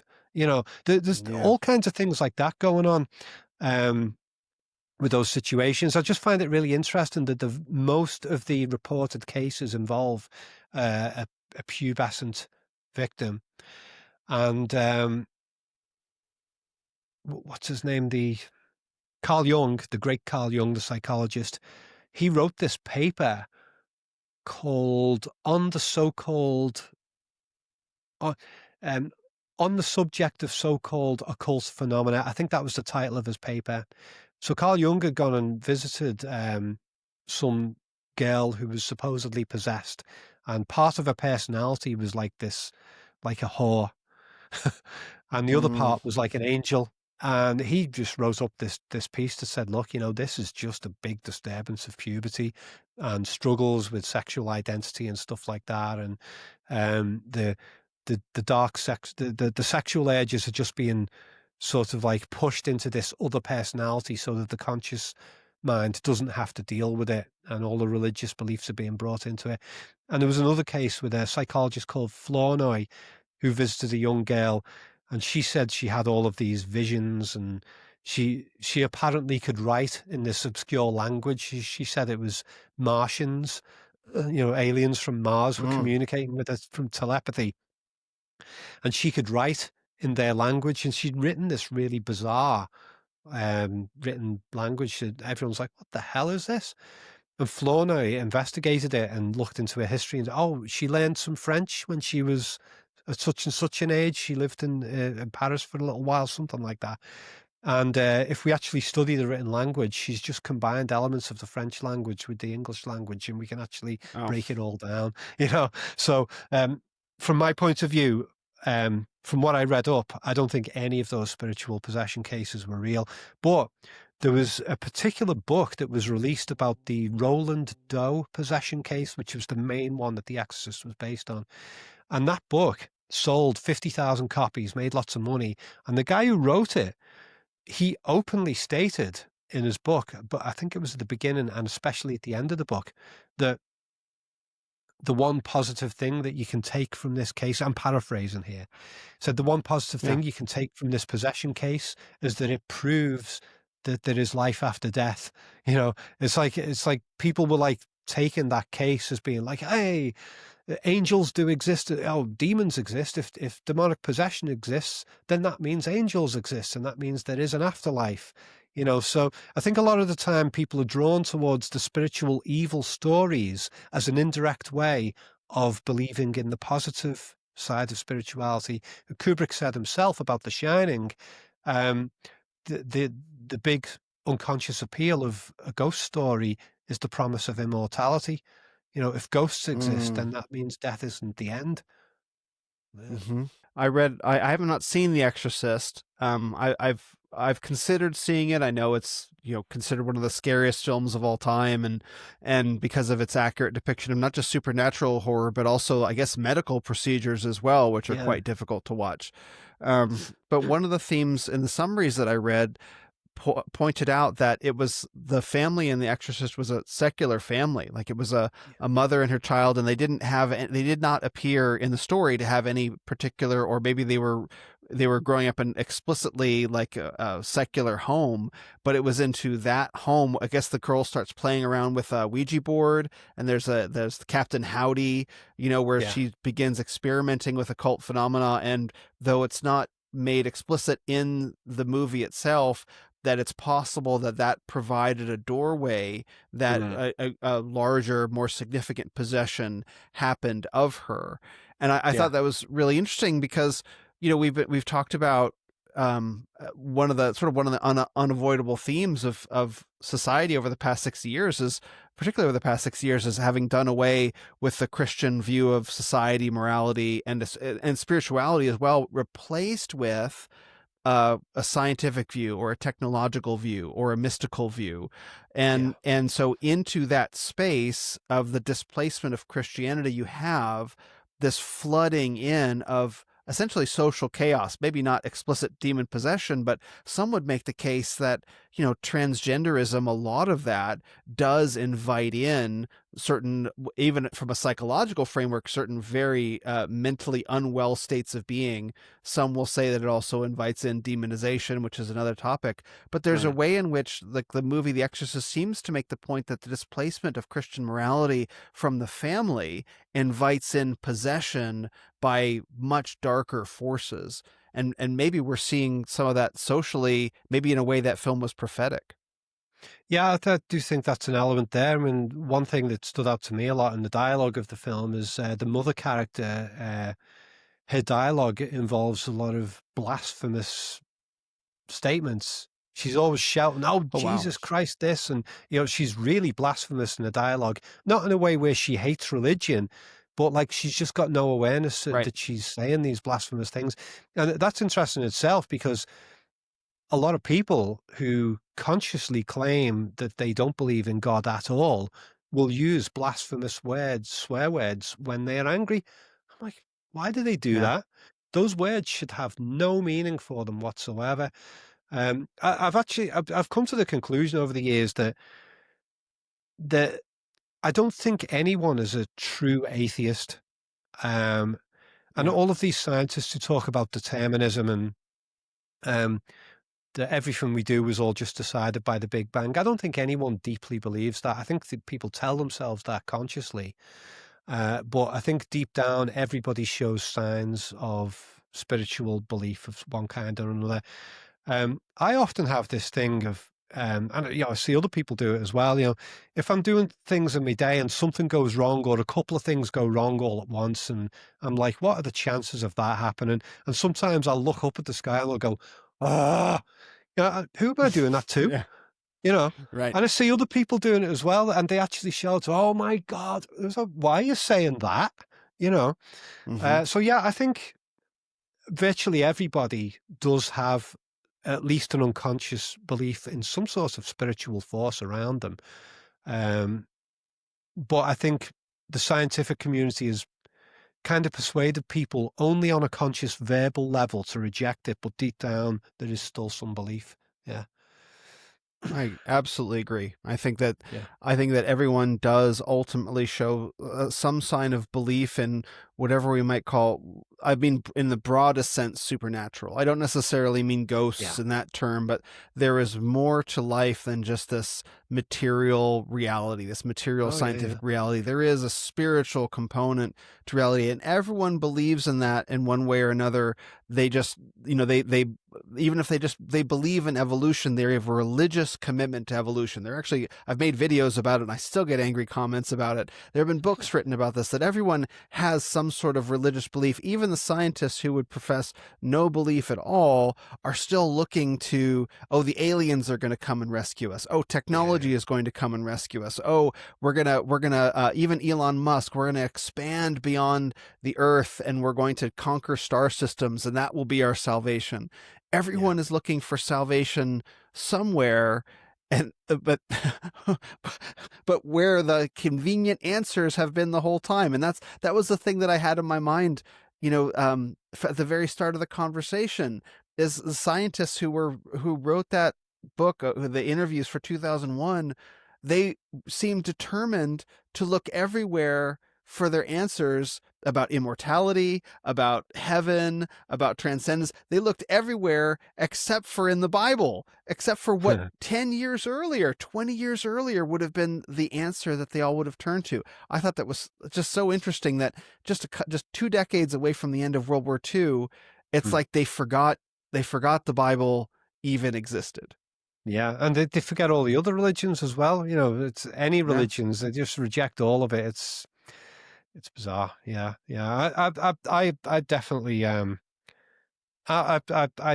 I'm spiritual. I don't know I don't understand that spirituality, but it's there.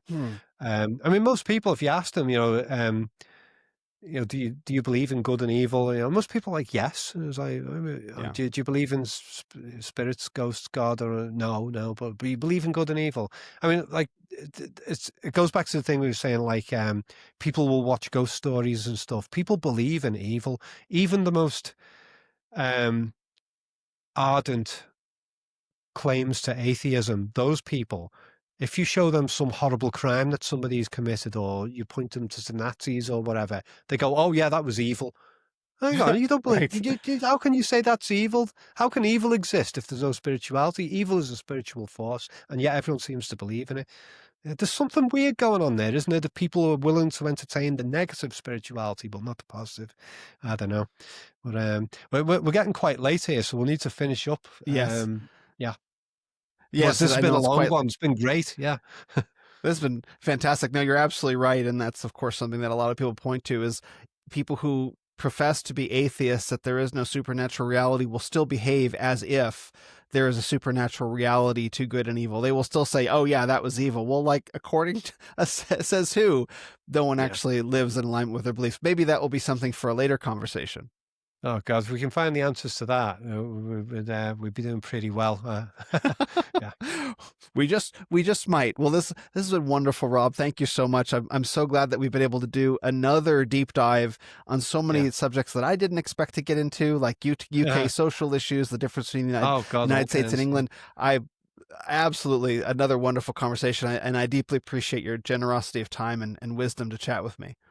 All right, thanks very much. And yeah, you've put together tons and tons of brilliant ideas here as well. You know, it's a really good two-way. Very much enjoyed, and this flew by. I mean, this is like what we started just after 7 o'clock or something, was it? Yeah, it's been over 3 hours. Wow. Okay, brilliant. Okay, yeah. Look forward to watching it back later. Absolutely. Well, before we go, where would you like to send people to find out more about you and what you do? Oh yeah, just my website, collativelearning.com, or the YouTube channel of the same name. Either of those, you get access to a ton more content of mine. Wonderful. Thank you so much again, Rob. All right, cheers. Bye-bye.